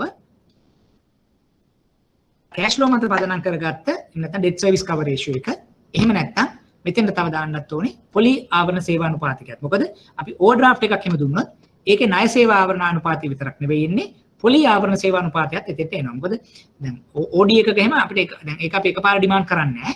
අවුරුද්දක් විතර යනකම් මේක තියෙනවා. එතකම් මාසපතා ගෙවන්න ඕනේ පොලිය විතරයි. එහෙනම් ණය සේවා ආවරණ අනුපාතයට අමතරව අපි ලියන්න පොලි ආවරණ සේවා අනුපාතය අවශ්‍ය වෙනවා. ඕන විතින් බකස් යන්න පුළුවන්. අයිරා පහසුකම් කියලා. එතකොට දැන් මෙතනදී චුට්ටක් ට්‍රිකි මේ ප්‍රශ්න. දැන් නිවාස ණය පැහැදිලි, ව්‍යාපෘති ණය පැහැදිලි, කාර්ක ප්‍රාග්ධනය ආපු ගමන්ම අපිට පොඩි ගැටලුවක් මෙතනදී ආවා. හේතුව දැන් එතනදී අපි දැන් කෙටි කාලීනේවත් මේකට යොදන්න පුළුවන්, දිගු කාලීන මේවා ගන්නත් පුළුවන්. නමුත් සාමාන්‍ය හැටියට ගත්තොත් කාර්ක ප්‍රාග්ධනය දෙන්නේ කෙටි කාලීන අවශ්‍යතාව සඳහා. නමුත් 20% විතර දිගු කාලීන කාර්ක ප්‍රාග්ධන හැටියට අපි යෝජනා කරනවා. ඒක දැන් සමහර වෙලාවට දිගු කාලීන නැහැ හැටියට මේකේ වෙනම කොටසක් නැති නිසා අපි ගොඩක් මේක තුලම ඒක සඳහන් කරා නම් හොඳයි කියලා මම හිතනවා. මොකද කෙටි කාලීනව මෙන්න මේ තොගේ එහෙම නැත්නම් ණය ගැතියන් මූල්‍ය කරන්න දෙනවා අනිවාර්යයෙන්ම කෙටි කාලේ. හැබැයි එතනම තියෙනවා තොගේ වුණත් යම්කිසි කාල සීමාවක් ව්‍යාපාරයක් කරගෙන යනකොට ඒ තොගේ වැඩි කාල සීමාවක් තොගේ පවත්වාගෙන යනවා නම් ව්‍යාපාරය ඊළඟ තලයට එනවා නම් ඒක මට මාස 3 මාස 4 මාස 6 ගෙවන්න දීලා බෑ. ඒකට මම අවුරුදු 2ක් හරි 3ක් හරි දිගු කාලයක් දෙන්න ඕනේ. මොකද ඒක එමින්සරේ ඒ ෆික්ස් ඇසෙට් ලෙවල් එකටමපත් වෙනවා. අර ඇසෙට් ලෙවල් එක ඉන්ක්‍රීස් වෙන්න ඕනේ ව්‍යාපාරය වැඩි වෙනකොට. ඒක එදිනදා චක්‍රී තත්ත්වයටපත් කරන්න බෑ. ඒකට අපි ටිකක් දිගු කාලේ නෑක් දෙනවා. ඒක තමයි ගොඩක් වෙලාවට කස්ටමර්ස්ලා ඉල්ලන්නේ දිගු කාලින නෑක් හැටියට. ඒතකොට ඒක නිසා කෙටි කාලින සහ දිගු කාලින දෙකම පොඩ්ඩක් මෙතන සම්බන්ධ කරලා ඒ දෙකටම අවශ්‍ය කරන උත්තරයක් මෙතන සපයලා දුන්නා නම් තමයි ගොඩක් වෙලාවට හොඳ. මොකද නැත්තම් වෙන්නේ අපි කෙටි කාලින විතරක් ලියලා නතර කරන්නත් බෑ. දිගු කාලින විතරක් ලියලා නතර කරන්නත් බෑ. ඒතර මෙන්න මේ එක්සැමිනර් මේ තියෙන උත්තරේ තව චුට්ටක් අපි කාරණා අනුව තව චුට්ටක් මොඩිෆයි කරගත්තා නම් තමයි අපේ අර සම්පූර්ණ පිළිගත හැකි මට්ටමට එන්නේ. එතකොට අපිටත් කම්ෆර්ටබල් එහෙම නැත්නම් කන්ෆිඩන්ට් ලෙවල් එකට ඒක එන්නේ. රයිට්. එතකොට මොනවා හරි ගැටලු තියෙනවද ඒ ප්‍රශ්නේ?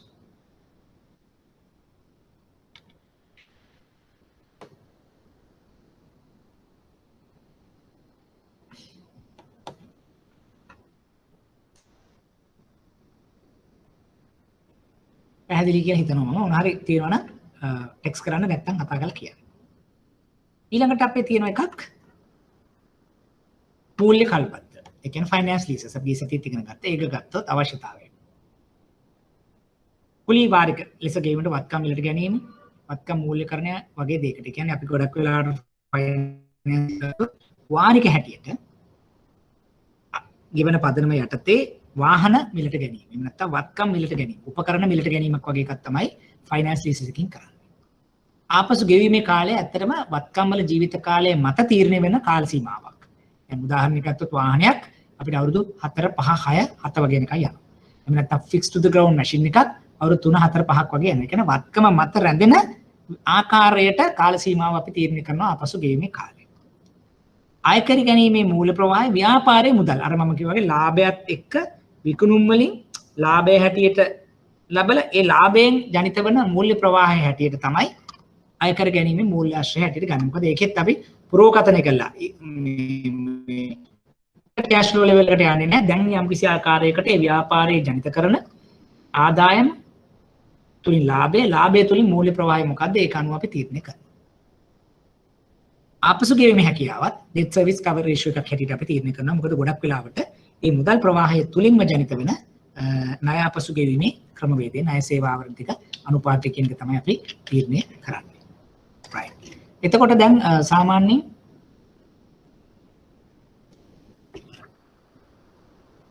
අපි මේ ප්‍රශ්න කරනකොට දැන් මේ වගේ දේවල් විදිහට තමයි ඉදිරියට අපිට ප්‍රශ්න එන්න සාකච්ඡා වෙන්නේ. එතකොට ඔයගොල්ලෝ පැහැදිලිව දැන් දැනගන්න ඕනේ දැන් අපි පාඩම් කරනකොට උනත් ඒ ණය නිපියුම් වල ඒ පාඩම් කරන ඒ කියන්නේ ආකාරය මෙන්න මේ විදිහට අපිට වෙනස් කරගන්න පුළුවන්. එක්සැමිනර් අහලා තියෙනවා මෙන්න මේ යටතේ කියලා. දැන් අපිට උනත් පාඩම් කරනකොට මෙන්න මේ කාරණා ආවරණය වෙන විදිහට මේක කරන්න පුළුවන්. දැන් ඊට අමතරව අපි ජෙනරලි අපි දකින දෙයක් තමයි සාමාන්‍ය ණය නිපියුමක් පාඩම් කරනකොට අපි ඒක නිර්වචනය කරන්න කොහොමද දන්නවා. එක. ඊළඟට අපිට ඕන දෙවෙනි කොටස හැටියට ඒකෙම දෙවෙනි එක තමයි මූලික ලක්ෂණ. මූලික සම්පත් ප්‍රශ්නයක් අහනවා. right. hire purchase leases. ඒකේ සම්පත් අපි ගිය සතියේ නෝට් එකේ තියෙනවා. දැන් hire purchase එක කියලා ගත්තොත් කුලී පිට ගැනුම් සහ operating leases and finance leases කියලා જાති තුනක් ගත්තොත් ගොඩක් වෙලාවට finance lease එකයි hire purchase එකයි නිකන් එක ළඟ යන දෙයක්. operating lease එක තව එකක්. හැටියට කොටස් දෙකකට කඩා ගන්න පුළුවන්. සාමාන්‍යයෙන් ගත්තොත් finance lease එක ගත්තාම මූලික වශයෙන්ම ගත්තොත් ඒකේ finance leasing act එකක් යටතේ ඒක ගවන් වෙනවා. hire purchase consumer act එකක් යටතේදී ගවන් වෙනවා. දෙක. ඊළඟට තමයි සාමාන්‍ය finance leases වලදී ගොඩක් වෙලාවට brand new assets එහෙම නැත්නම් ওই machine vehicle වගේ දේවල් වලට අපි මූල්‍ය කල්බද්ධ පාවිච්චි කරනවා. hire purchase එක ගොඩක් වෙලාවට second hand. උදාර VAT impact එක තියෙනවා. දැන් finance leases වලට VAT එක අලුතෙන් එනවා. නමුත් hire purchase වලදී second hand vehicle අයකට input VAT එකක් නැහැ. output VAT එකක් හැටියට එතෙන්දී එනවා. අන්න ඒ වගේ ලක්ෂණ කීපයක් තියෙනවා. දැන් උදාහරණයක් ගත්තොත් අපි ෆයිනෑන්ස් ලීස් එකක් ගත්තොත් ඒක කැන්සල් කරන්න බෑ. සම්පූර්ණ ගෙවලම ඉවර කරන්න ඕනේ. නමුත් හයර් පර්චේස් එකක් 75% දක්වා ගෙවන තුරු ඔයාලට කැන්සලබල් ඔප්ෂන් එකක් තියෙනවා. ඒ වගේ අර ඒ දෙකකටම ආවේනික වෙච්චි සමහර සමානතා වගේම ඒ දෙකකටම වෙනස් වෙච්චි යම් ආකාරයේ දත්ත ටිකකුත් තියෙනවා. අර හුඟක් වෙලාවට මගේ නෝට් එකේ ටික ඇති හයර් පර්චේස් එක වෙනම ෆයිනෑන්ස් ලීසස් වෙනම ඔපරේටින් ලීසස් වෙනම තියෙයි. දැන් අර ඔයා අහන ප්‍රශ්නෙත් ඇදගත් සමහරවිට ඊළඟ පාර ඒක හයර් පර්චේස් ගැන අපිට ලියන්න එන්න පුළුවන්. ඒකට අර නිකන් හැම වෙලෙම ඔළුවේ තියාගන්න ෆයිනෑන්ස් ලීසස් එකයි පර්චේස් එකයි ගාකට සමානයි. අර වගේම මූලික ගෙවීමක් ඊට පස්සේ වැට් එකක් එක්ක වාරික ගෙවීමක් තියෙනවා. එතකොට අර ඇක්ට් එක දෙකකින් මේ වුණාට අර වගේ සීස් කරන්න පුළුවන් අවස්ථා දෙකේ. ඔපරේටින් ලීස් එක වෙනම එකක්. ඔපරේටින් ලීස් එක ගත්තොත් දැන් ඔපරේටින් ලීස් එකකදී වෙන්නේ මම ඔපරේටින් ලීස් එකක් පාවිච්චි කරනවා නම් මට ඒ වාහනේ අයිතිය මොකුත් නැහැ. මගේ බැලන්ස් ෂීට් එකේ මොකුත් සඳහන් වෙන්නේ. මම කරන්නේ මාසෙකට ගාණක් දෙනවා වාහනේ මම පාවිච්චි කරනවා. ඒතර වාහනේ අයිතිය ඉන්ෂුරන්ස් එක මේන්ටෙනන්ස් ඔක්කොම දේවල් කරන්නේ මූල්‍ය ආයතනෙම සෙන්ට්‍රල් ෆිනෑන්ස් එකේ එක්සැම්පල් එකට. ඒ ඔපරේටින් ලීස් එක. මට ඇති කියලා හිතුණා මම අයින් කළා දාන්න. මම තව එක් වාහනයකට ගන්නවා. නමුත් ෆයිනෑන්ස් ලීසස් එකේ එහෙම කරන්න බෑ. මම අයිතිකාරයා මම මගේ ඇසෙට් බුක් එකේ ඒක මේන්ටේන් කරනවා. ඒක නඩත්තු කරනවා. ඉන්ෂුරන්ස් කරන්න ඕනේ. ඒකට අදාළ පොලි ගෙවන්න. ඒකට ඒවා එක ගෙවල ඉවරුණාට පස්සේ මගේ ඉදිරි නඩත් කටයුතු මම කරගන්න ඕනේ. ඒක මගේ ඇසෙට් එකට මම ගාව නතර වෙනවා. ඒව තමයි ෆයිනෑන්ස් ලීසස් එක තියෙන තත්ත්වය සහ ඔපරේටින් ලීස් එක දෙකේ අතර වෙනස. ওই තුනම ඕවරෝල් අපිට පාවිච්චි කරන්න පුළුවන් මූල්‍ය වත්කම් එහෙම නැත්නම් ව්‍යාපාරික වත්කම් ලබා ගැනීම සඳහා. හැබැයි එකන් එකකට පරිබාහිර වෙච්ච එකකට වෙනස් වෙච්ච ඒ ලක්ෂණ කීපයකුත් එතනදී තියෙනවා. හරි. ඒක ගොඩක් වෙලාවට මට හිතෙනවා ඔය දැන් සාමාන්‍යයෙන් hire purchase leasing කියලා වෙනසකට අහන එකක් නෑ. නමුත් කුලීපිට ගැනුම් යනුවෙන් මොනවද කියලා දැන් මෙතනදී අපි leasing මූල්‍ය කල්බද්ද ඇහුවා. ඒ වගේම ක්‍රියාකාරී කල්බද්ද ඔපරේට් ලීස් එක, ඒ වගේම තමයි කුලීපිට ගැනුම් කියලා අහන්නත් පුළුවන්. මේ ප්‍රොඩක්ට්ස් තුන ගැන පොඩ්ඩක් බලාගත්තට කමක් නැහැ. මගේ ස්ලයිඩ්ස් වලත් ඒක තියෙනවා. අර මූලික වෙනස්කම් සහ සමානකම් ටික තමයි මම ඔය පැහැදිලි කරේ. එතකොට මම කීකී හිටියේ මේ විදිහ අපි ප්‍රොඩක්ට්ස් එක පාඩම් කරගන්නකොට දැන් මම කිව්වා ප්‍රොඩක්ට්ස් 12ක් නැත්නම් 15ක් විතර අපි දැනගන්නට ඕනේ. ඒ දැනගන්නකොටත් අපි අනිවාර්යයෙන්ම මේ මොන හරි ක්‍රමවේදයකට ඒක පාඩම් කරගන්න ඕනේ. ඒක තමයි මෙතනදී අපිට ගන්න තියෙන ටේක් හෝම් පොයින්ට් එක. මොකද දැන් එක්සැමිනර් අපිට දීලා තියෙන නිසා මෙන්න මේ ආකාරයට අපි ඒ වගේ මොඩල් එකක් දැන් මේ 2019 මේ පේපර් එකනේ මේ අපි සාකච්ඡා කරේ. එතකොට දැන් ඊළඟ පාර යම් ආකාරයකට එක්සැමිනර් කිව්වොත් මෙන්න මේක සාකච්ඡා කරන්න. එතකොට අපිට මේක පාදක කරගෙන මේ ටේබල් එකක් මේකේ නැත්නම් මේකට අමතරව තව මොන හරි ඔයගොල්ලන්ගේ පොයින්ට් එකක් මේකට දාලා මේ විදිහට පාඩම් කරගන්න එක හොඳයි. හරි. ඊළඟ ප්‍රශ්නට යන්න කලින් වෙන මොන හරි ගැටලු තියෙනවද?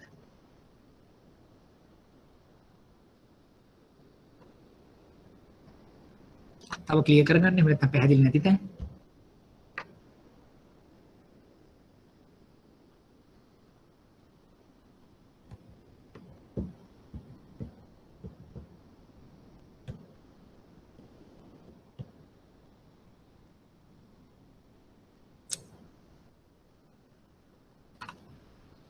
right මට හිතෙනවා ඕකේ ඇති කියලා. අපි ඊළඟ ප්‍රශ්න බලමු.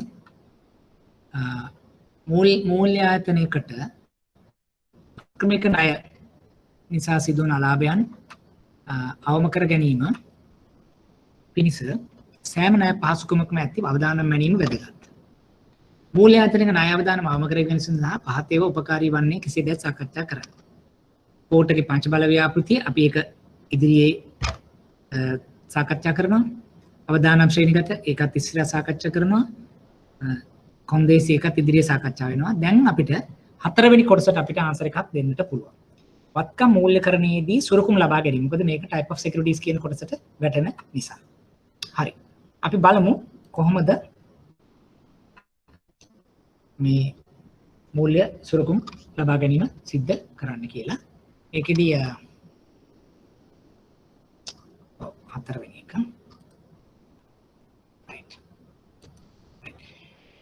අපි බලමු මූලිකවම දැන් මෙතනදි කරන්නේ වත්කම් මූල්‍යකරණයේ සුරුකුම් ලබා ගැනීම කියන එක. සුරුකුම් වර්ග දෙකක්. ඍජු වක්‍ර, ඍජු සුරුකුම් කියලා කියන්නේ දැන් ඔය දීපල වත්කම්, වක්‍ර කියලා කියනවා. බැඳීම් අප කරේ. කියන්නේ අපි ගත්තොත් personal guarantees, corporate guarantee වගේ දේවල්. අනිත් එක තමයි ඍජු කියලා මම සඳහන් කරන දේපල. එහෙම නැත්නම් අපිට මේක කඩන්න පුළුවන් නිශ්චල දේපල, චංචල දේපල සහ අනියම් එහෙම නැත්නම් වක්‍ර. ඒතකොට නිශ්චල චංචල කියලා කියන්නේ නිශ්චල දේවල් කියලා කියන්නේ fixed to the ground. දැන් අපි කරන land, building, machinery වගේ. චංචල කියලා කියනවා අපි stock, debtors ඒ වගේ දේවල්. වක්‍ර කියලා කියනවා මේ indirect වගේ දේවල් තමයි. කරන personal guarantees, corporate guarantees වගේ දේවල්. එතන වත්කම් මූල්‍යකරණයේදී ඍජු සුරුකුම් එනම් නිශ්චල හෝ චංචල දේපලක් විතර. ඍජු එක තවත් දෙකට කඩනවා. ඇයි දැන් මෙහෙම නිශ්චල හෝ චංචල වෙන්නේ? එතකොට අපිට නිකන් හෝල්ඩ් එකක් තියෙනවා. අරව නිකන් අර මේ තිබුණට අපිට ලොකු හෝල්ඩ් එකක් නැති නිසා. ඍජු සුරුකුම් ලබා ගැනීමේ නෛතික ක්‍රමවේදය උකස ඔඩපන කැප හයිපොතෙකේෂන්. දැන් මෙතන තියෙනවා. තව නම් මේකට දාන්න පුළුවන් මෝගේජ් එකයි, ප්ලෙජ් එකයි, හයිපොතෙකේෂන් එකයි ඊට අමතරව තියෙනවා ලියම්. අපි ලියමත් ඉගෙන ගත්තනේ. දැන් අපි ගත්තොත් ගොඩක් වෙලාවට කෑෂ් එකම ගත්තොත් ලියම් හැටියට ගන්න. එකක් දෙයක්. එතකොට වත්කම් මූල්‍යකරණයේදී එම වත්කම සුරුකුම් ලෙස ලබා ගන්නේ නම් ණය මුදල ගෙවා නිමවන තෙක් බැංකුවෙන් සුරක්ෂිත වන්නේද යන තහවුරු කරගත යුතුයි. ඊළඟ එක මූල්‍ය ආයතන විසින් දේපල වත්කම් සුරුකුම් කර ගැනීමදී ඒවා සුරුකුම් ලෙස යෝග්‍යතාවය බලනු ඇත. දේපල සුරුකුම් ලබා ගන්නේ නම් මේ දේපල වල වටිනාකම, ප්‍රේරිත වටිනාකම අනුව ලබා දෙන්නේ නම් හානි කරන පිරිවැය හෝ ණය ලාභ වෙන් කිරීම අඩු කරගත හැකියි. දැන් මෙතනදී නිකන් ඔයගොල්ලන්ට බලන්න දැන් මෙතනදී වත්කම සුරුකුමක් හැට ලබා ගැනීමේදී කියන දෙයේදී අපි නිකන් ක්වෙස්චන් එකට ගියොත් ඒකෙදී අහන්නේ අක්‍රමික ණය සිදුවන අලාභයන් අවම කර ගැනීම සඳහා ඒ කියන්නේ අපි ක්‍රෙඩිට් රිස්ක් එකක් තියෙනවා නම් ණය අවදානම අවම කර ගැනීම සඳහා දැන් මේක බැලුවාම මේ උඩ ටිකේදී සාමාන්‍ය දෙයක් එයා කියනවා. 1 2 කියන ඒ පොයින්ට්ස් නිකන් ජෙනරල්. ඇත්තටම දැන් ඒක මම එක්සැමිනර් නම් ඒ තුනම මට එක පොයින්ට් එකයි. තුනක් ලිව්වට ඇත්තටම ඒක ලොකු දෙයක් කියවෙන්නේ නැහැ. නමුත් ඊටු ටික තමයි අපිට වැදගත් වෙන්නේ ණය අවදානම අවම කර ගැනීම සඳහා අපි සුගම ලබා ගැනීම කියන වටිනාකම තමයි ලියන්න ඕනේ මෙතන. දැන් ඔයගොල්ලන්ට හිතන විදිහට තාම මොනවද මෙතෙන්ට එන්න ඕනේ.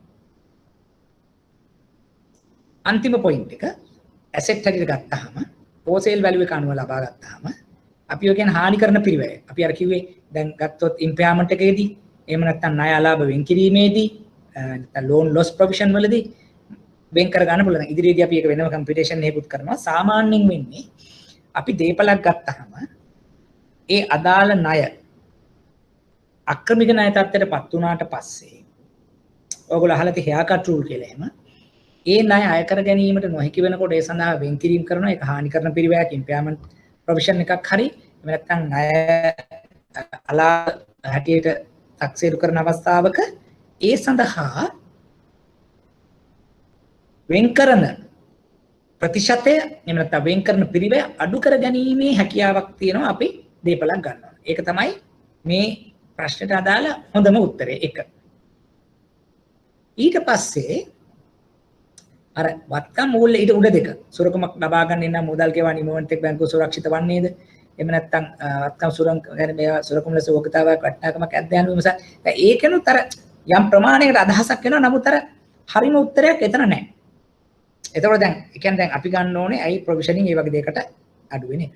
ඊට වඩා හොඳ මොන හරි දේවල් තියෙනවා. දැන් ණය මුදලක් සඳහා සුරුකුමක් ලබා ගැනීමේදී ණය අවදානම අවම කර ගැනීමෙන් සාකච්ඡා කරන්නේ. තව මෙහෙම දෙයක් වෙන්න බැරිද? අපි පුද්ගලයෙක්ගේ ණය සුරුකුමක් කරගෙන ඒ පුද්ගලයා සුරුකුම බැංකුවට දීලා තියෙන නිසා ඒ ණය ආපසු ගෙවීමේදී සුරුකුමක් නැති අවස්ථාවට වඩා එකක් ඇල්මක් උද්‍යෝගයක් ඒ වගේම තමයි ඒ සඳහා අපි කියනවා කමිට්මන්ට් එකක් නැත්නම් වගකීමක් ඔබ්ලිගේෂන් එකක් තියෙනවා. ඒ පොයින්ට් එක මේකට ලියන්න ඕනේ. ඒක මේකේ නැහැ. දේපලක් ගත්තාම ඒ දේපල හිමිලාභියා විසින් ණය ආපසු එහෙම නැත්නම් ණය නොපැහැර හැරීමේ සම්භාවිතාව අවම කරගැනීමේ මානසිකත්වයක් වගකීමක් ඇති කරනවා. ඒ පොයින්ට් එක මේකේ නැහැ. ඒක අපිට ඇඩිෂන් ලියන්න ඕනේ. තාම මොනවද එන්නේ? තව දෙයක් තමයි ණයලාභියෙකුට සුරුකුමක් ලබා දීමේදී සුරුකුමක් ලබා ගැනීමේදී ඒ ණයලාභියා විසින් අනවශ්‍ය ආකාරයට ණය ලබා ගැනීම වැළැක්වෙලා ඒ මගින් ණයාපසු ගෙවීමේ හැකියාව සම්පූර්ණ කරනවා නැත්නම් ස්ථාවර කරනවා. ඒක මම පැහැදිලි කරුවා. දැන් මම ණය මුදලක් දෙනවා සුරකුමක් නැතුව. එතකොට මොකද වෙන්නේ? එයාට කමිට්මන්ට් එකක්, ලෝයල්ටි එකක්, ඔබ්ලිගේෂන් එකක් නැහැ. අර මම ඊට කලින් කියපු පොයින්ට් එක.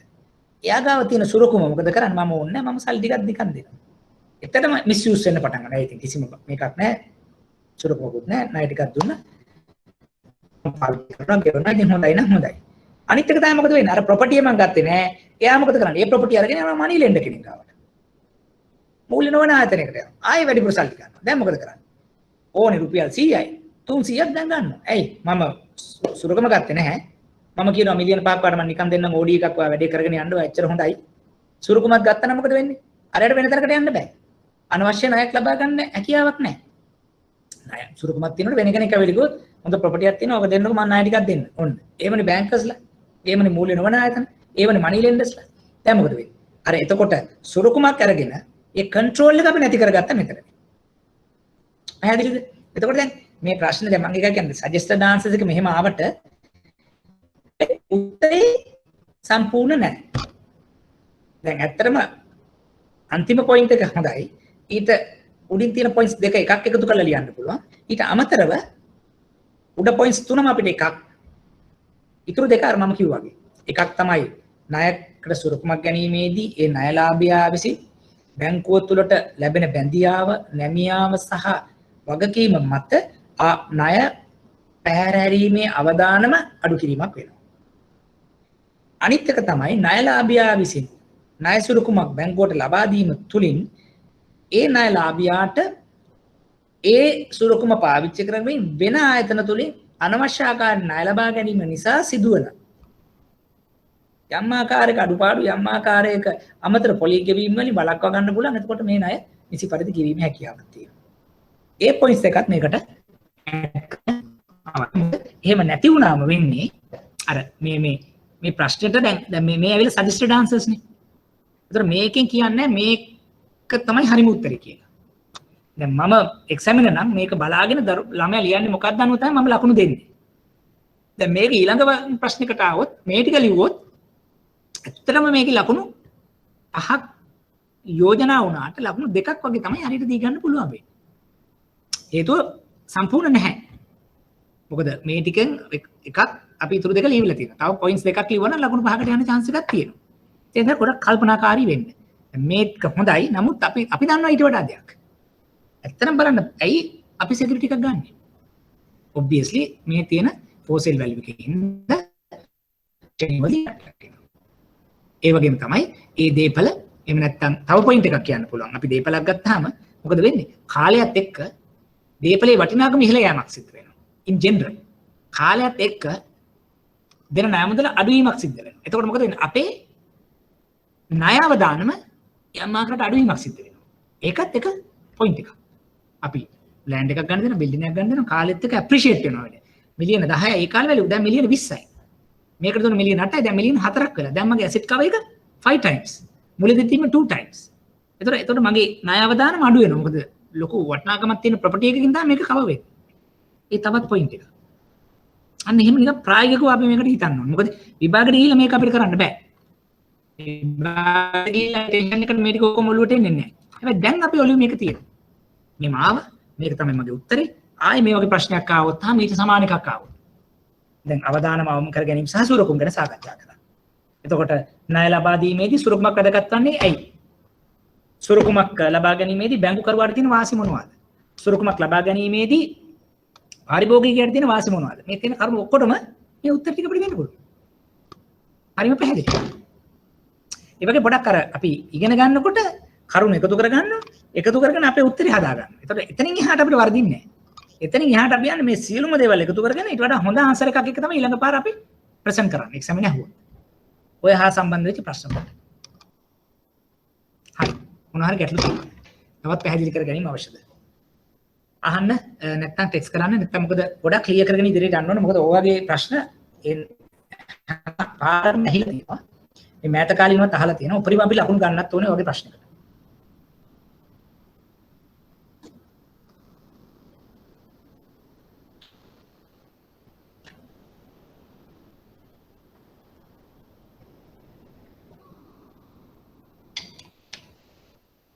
පැහැදිලිද? Amali, දුලිප්, Gayan, මధుරිකා,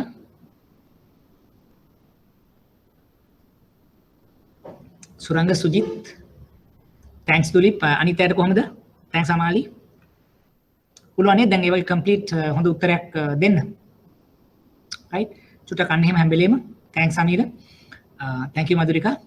ශශික thanks, දසුනි thanks. right. අපි පුළුවන් තරම් thank you සඳුන්. අපි අර හැම වෙලේම බලන්න දැන් මේ suggested answers වලින් ආවා. එතකොට ඒකෙන් හැම වෙලේම අපි අලුත් දෙයක් එකතු කරගත්තා. දැන් ඔයා හදන chart එකේ ඔයාගේ දැන් product එකක් විස්තර කරන විදිහ දැන් examiner ගේ උත්තර දෙකක් තුනක් බලාගෙන දැන් ඔයාලට වෙනම මොඩල් එකක් තියෙනවා. ඒ වගේම තමයි දැන් collateral එකක් ගත්තොත් ඒකට සම්බන්ධ වෙච්ච ඔක්කොම ටික අපි දැන් දන්නවා. අර මේන් මොඩල් එකත් එක්ක අපි තව ඉස්සරහට ගිහිල්ලා තියෙනවා. ඒතර ඒ විදිහටම තමයි ඊළඟ ප්‍රශ්නයක් ආවොත් දැන් එතකොට අපි අර පරණ දේවල් වලින් එකතු කරගන්නේ දත්ත එහෙම නැත්නම් data විතරක් නෙවෙයි structure එක මොඩල් එක. එතකොට අපිට වර්ධින්නේ නැහැ. දැන් examiner ගේ suggested answers එක ඇත්තටම දැන් ඒ උත්තරේ මදි. අපි හරියට කිව්වොත් ඕන කෙනෙකුට ඒක තේරෙනවා. ඒ අහන්නේ ණය අවදානම අවම කර ගැනීම. ඒතර හරියට බැලුවොත් එක පොයින්ට් එකයි ආලියලා තියෙන්නේ. තුරු දෙක නිකන් ජෙන්ඩර්. මේක collateral එක. මේකයි අර එහෙම ගන්න පුළුවන්, මෙහෙන් ගන්න පුළුවන්. ඒකයි ණය අවදානම සම්බන්ධ කළ නෑ යා. ඒ ටිකම සම්බන්ධ කරන්න පුළුවන්. දැන් උදාහරණයකට ගත්තොත් දැන් නිකන් අපි මෙහෙම හිතමු. අපි ස්ථාවර එහෙම නැත්නම් අපි ඔය කියන නිශ්චල දේපලයක් ගත්තට පස්සේ ණය අවදානම් අඩු කර ගැනීමේදී වැඩි හැකියාවක් අපිට තියෙනවා. ඇයි? චංචල දීපලක් ගත්තොත් ඒක ටියුරේට් වෙලා නැති වෙන්න පුළුවන්. එහෙම නැත්නම් අපි කියන වගේ වක්‍ර සුරකුමක් වගේ ගත්තොත් ඒකේදී භාවිතාව අඩුයි. නමුත් නිශ්චල දීපලක් ගත්තාම ඒකෙන් බැංකුවට නැත්නම් අවදානම කර ගැනීම සඳහා තියෙන හැකියාව වැඩි. අන්න ඒ විදිහට ලියවන අන්න උත්තරයක් තියෙනවා. ඒ වගේම තමයි අපි ගත්තොත් විවිධාකාරයට ගන්න පුළුවන් ලියමක් මෙහෙම ගන්න පුළුවන්. ලියමක් හැටියට මුදල් ලබා ගැනීමේ හෝ නැත්නම් ප්‍රයිමරි මොගේජ් එකක් හැටියට ප්‍රාථමික උපසක් හැටියට ලබා ගැනීමේදී අවදානම අවම කර ගැනීම සඳහා වැඩි සම්භාවිතාවක් ඇත. අන්න ඒ විදිහට තමයි ඒක ලියන්න ඕනේ. නැත්නම් මේක දැන් මේ විදිහට ගත හැක කියලා ඕපන් තිබ්බම දැන් එක්සැමිනර් සජෙස්ටර් තමයි ඉතින් බැලුවා මොකද්ද මේ එහෙම ගන්න පුළුවන් තමයි ඉතින් මොකද වා කියන්නේ එච්චරනේ. ඒක සම්බන්ධ උන්නේ. අර මම හැම වෙලේම කියන්නේ ඒකයි. උත්තරේ බලන්න. සෝරි ප්‍රශ්නේ බලන්න. අහන්නේ මොකද්ද? පොඩි කොටසක් අතට දාගන්නයි තියෙන්නේ. දන්න දේ කොහොමද කබල් කරන්නේ? මොකද දැන් පොයින්ට් ෆෝම් එකට ලියනකොට අපිට තව අමාරුයි. හරියට පැහැදිලිවම පේනවනේ මම දැන් මෙහෙම 1 2 3 4. දැන් මේක බැලුවම මේ ඇත්තටම මේ පහෙන් එකයි හරි දේ. ඊටු ටික නිකන් තියෙනවා ලියලා හැබැයි සම්බන්ධ වෙන්නේ අවදානමත් එක්ක. ඒක පොඩ්ඩක් අපි එකතු කරලා රයිට් මේක නිසා විය හැක. මේක නිසා මේක වේ. මේක නිසා මේක වේ. that's it. right. එhmenan අපි ඊළඟ ප්‍රශ්නෙට යමු.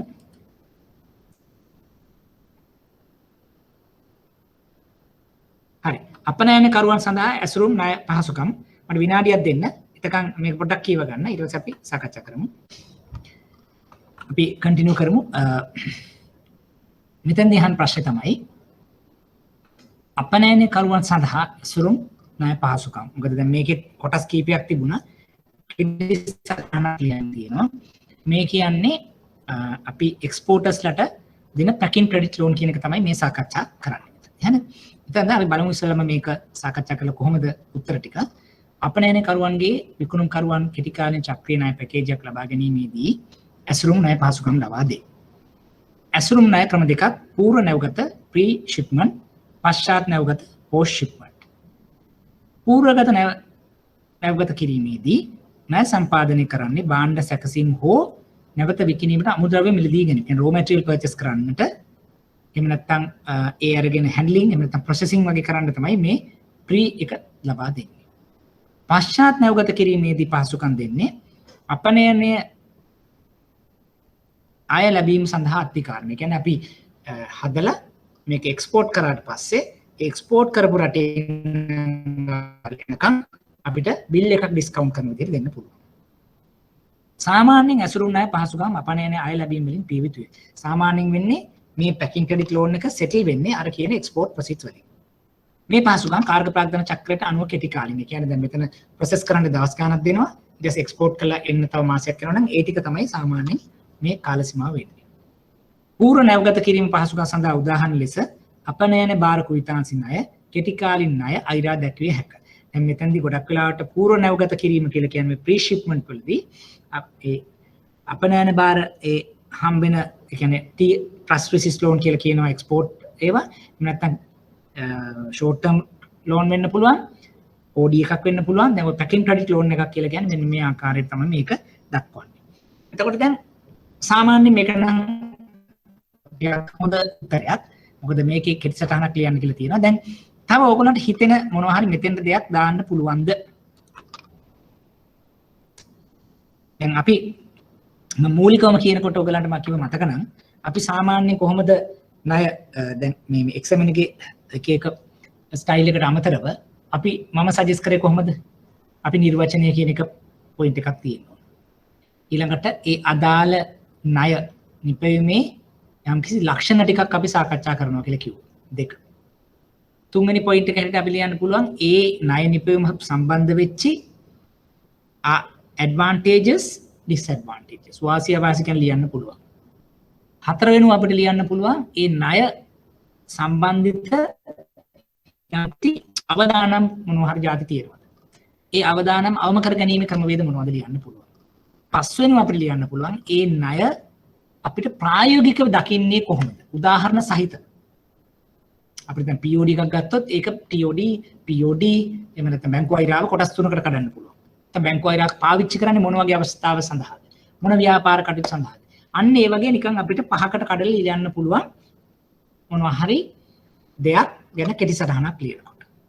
ඒක තමයි තවදුරටත් අපිට වැඩි දියුණුනේ අද එක්සැමින දුන්න මෙන්න මේ කාරණාවලට දෙන්න. එතකොට දැන් අන්න ඒ වගේ දැන් අපි තාගනොත් දැන් මම පහක් කිව්වා එක්සැමින තව ටිකක් කිව්වා ඒ ටික කපල් කරනකොට ඔයගලන්ට සාමාන්‍ය කාරණා පහක් හයක් හදා ගන්න පුළුවන් ඕනම ණය ලිපීමක් සම්බන්ධ. දැන් මේකට ඒක සම්බන්ධ කරොත් ඔයගොල්ලෝ හිතන විදිහට තව මේකට දැන් අවශ්‍ය මොනවද? දැන් උදාහරණ දැන් අපි ගත්තොත් 1 2 3 4 5 ගත්තොත් මේකේ ඩෙෆිනිෂන් එක නිර්වචනයේ තියෙනවා. මූලික ලක්ෂණ තියෙනවා. ඊළඟට අන්තිමට ගත්තොත් නිදසුනක් සහිතව පැහැදිලි කිරීම තියෙනවා. එතකොට දැන් චුට්ටක් අපිට මෙතන තියෙන දේ වාසිය වාසි තිබුණාද කියන එක බලන්න ඕනේ.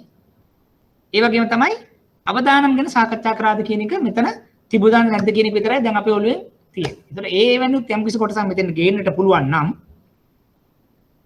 එතකොට අපිට අවශ්‍යම කරන කරුණු පහක් පාඩ ලියලා ඉවර කරන්න පුළුවන්. ඔයගොල්ලෝ හිතන විදිහට මෙතන මේ ණය වාසි අවාසි මොන හරි දේවල් මෙතන තියෙනවා. ඒ වගේම අවදානම් ගැන මෙතන සඳහනක් තියෙනවා. නැත්නම් අපිට යෝජනා කරන්නට පුළුවන්. එතකොට හරි කම්ප්ලීට් උත්තරයක් එනවා. මොකද එක්සැමිනර් නිකන් ලියලා තියෙනවා. අපේ මොඩල් එකේ හැටියට සහ එක්සැම් දැන් අද ඉගෙන ගත්ත මොඩල් එකේ ඒ කාරණා ටික ගත්තාම අමතරව මට හිතෙනවා මෙතන දාන්න පුළුවන් වාසි අවාසි දේවල් ටිකක් සහ රිස්ක් මිටිගන්ස් ටිකක්. ඒක මෙතන නැහැ. ඒකත් දැම්ම නම් කම්ප්ලීට්.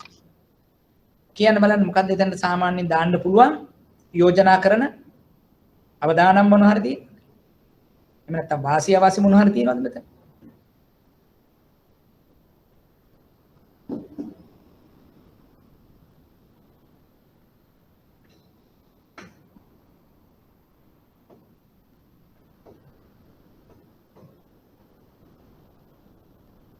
මොනවද දෙන්නේ?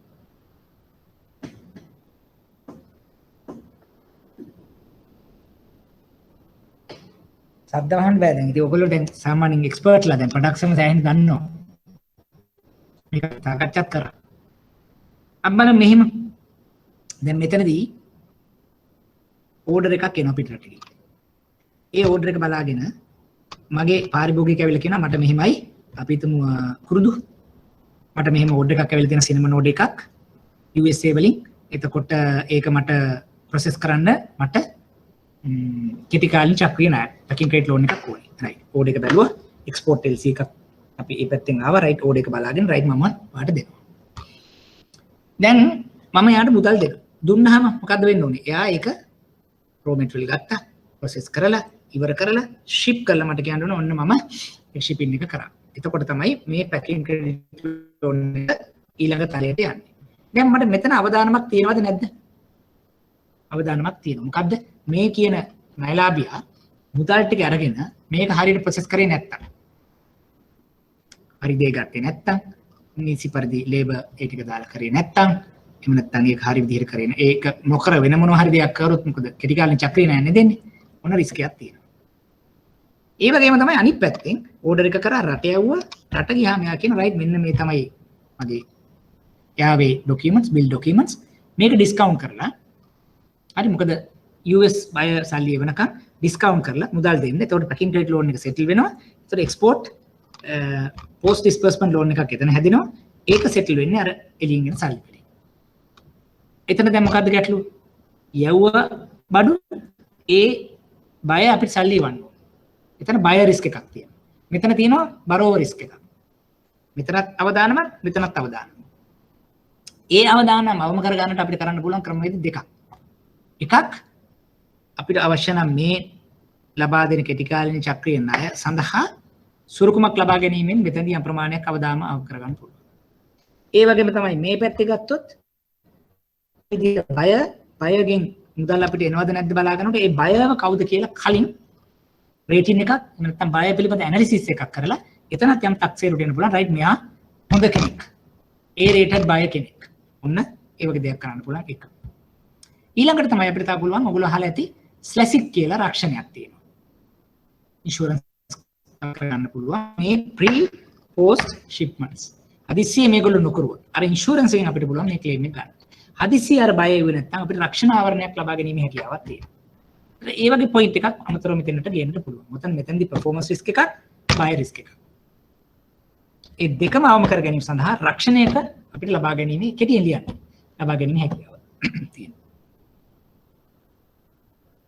ඔය ඒක තමයි අවදානම් පැත්තෙන්. තාම මොකද මේකට ගේන්න පුළුවන්? අපිට වාසිය වගේ දෙයක්.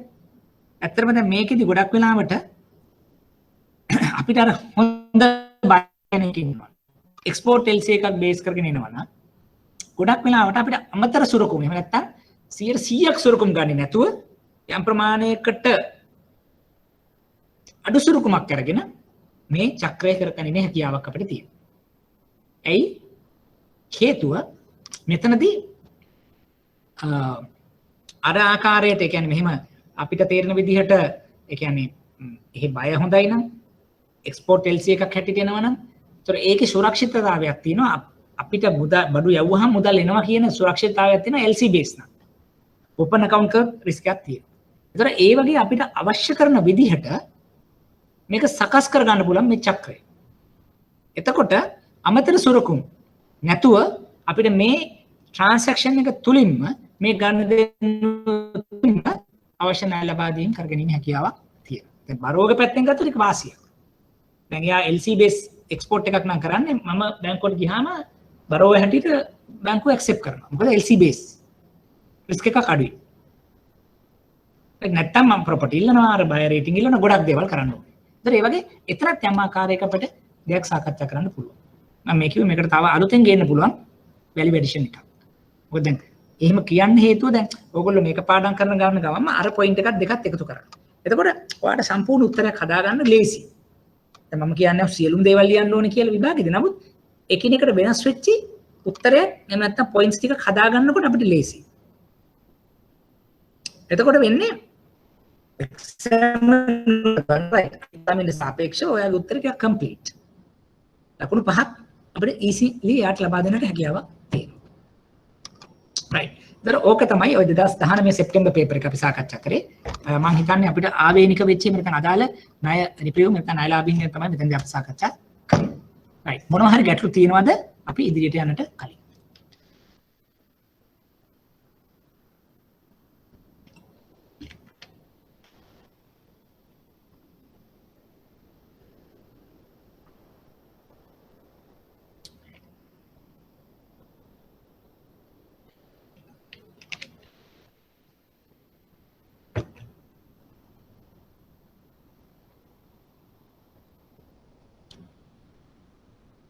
පැහැදිලිද? අපි ක්ලියර් කරගන්න ඕන මොන හරි දේවල් තියෙනවද? යම් ප්‍රමාණයක් ඕගලන්ට දැන් කොන්ෆිඩන්ට්ද සාමාන්‍යයෙන් මේ වගේ ප්‍රශ්නයක් ආවොත් උත්තරයක් හදාගන්න පුළුවන් කියන දේ? මොකද අපි දැන් සෙක්ෂන් 1 එක කරලා ඒ හා සම්බන්ධ මේ ප්‍රශ්න සාකච්ඡා කරන්නේ. ඒගොල්ලන්ට නිකන් පැහැදිලිව අදහසක් එයි අර ඒ කියන්නේ ඒ ප්‍රශ්න ගොඩක් අමාරු නැහැ. නමුත් චුට්ටක් අර තාර්කිකව එහෙම නැත්නම් එයා ඇප්ලිකේෂන් එක ඒ කියන්නේ කොහොමද ඒක ඇප්ලයි කරන්නේ භාවිතාව තමයි ගොඩක් වෙලාට ක්වෙස්චන් කරන්නේ. අර පාඩම් කරන්න ඕන දේ මෙතෙන්ට වෙන්නේ නැහැ. ඒක නිසා චුට්ටක් හැම වෙලේම අර අපි ඉගෙන ගත්ත දේෙන් ඉදිරියට එහාට පොඩ්ඩක් බලන්න ඕනේ කොහොමද මේක ප්‍රායෝගික තලයේ භාවිතා වෙන්නේ. ඒතර ඒ අනුව අපිට හරි ලේසි අනිත් පැත්තට ප්‍රශ්නයක් එහෙම නැත්නම් යොමු කර ගන්නට. එහෙමනම් අපි ඊළඟ පේපර් එක පොඩ්ඩක් සාකච්ඡා කරමු. දැන් අපි සාකච්ඡා කරේ 2009 සෙප්තැම්බර් විෂන් එක තමයි අපි සාකච්ඡා කරේ. අපි ඊළඟට බලමු 2019 මාර්ච් මොනවද මේකට අදාළ කොටස් තියෙන්නේ. ඒක question number 4 මෙන්න මේ විදිහට කියනවා.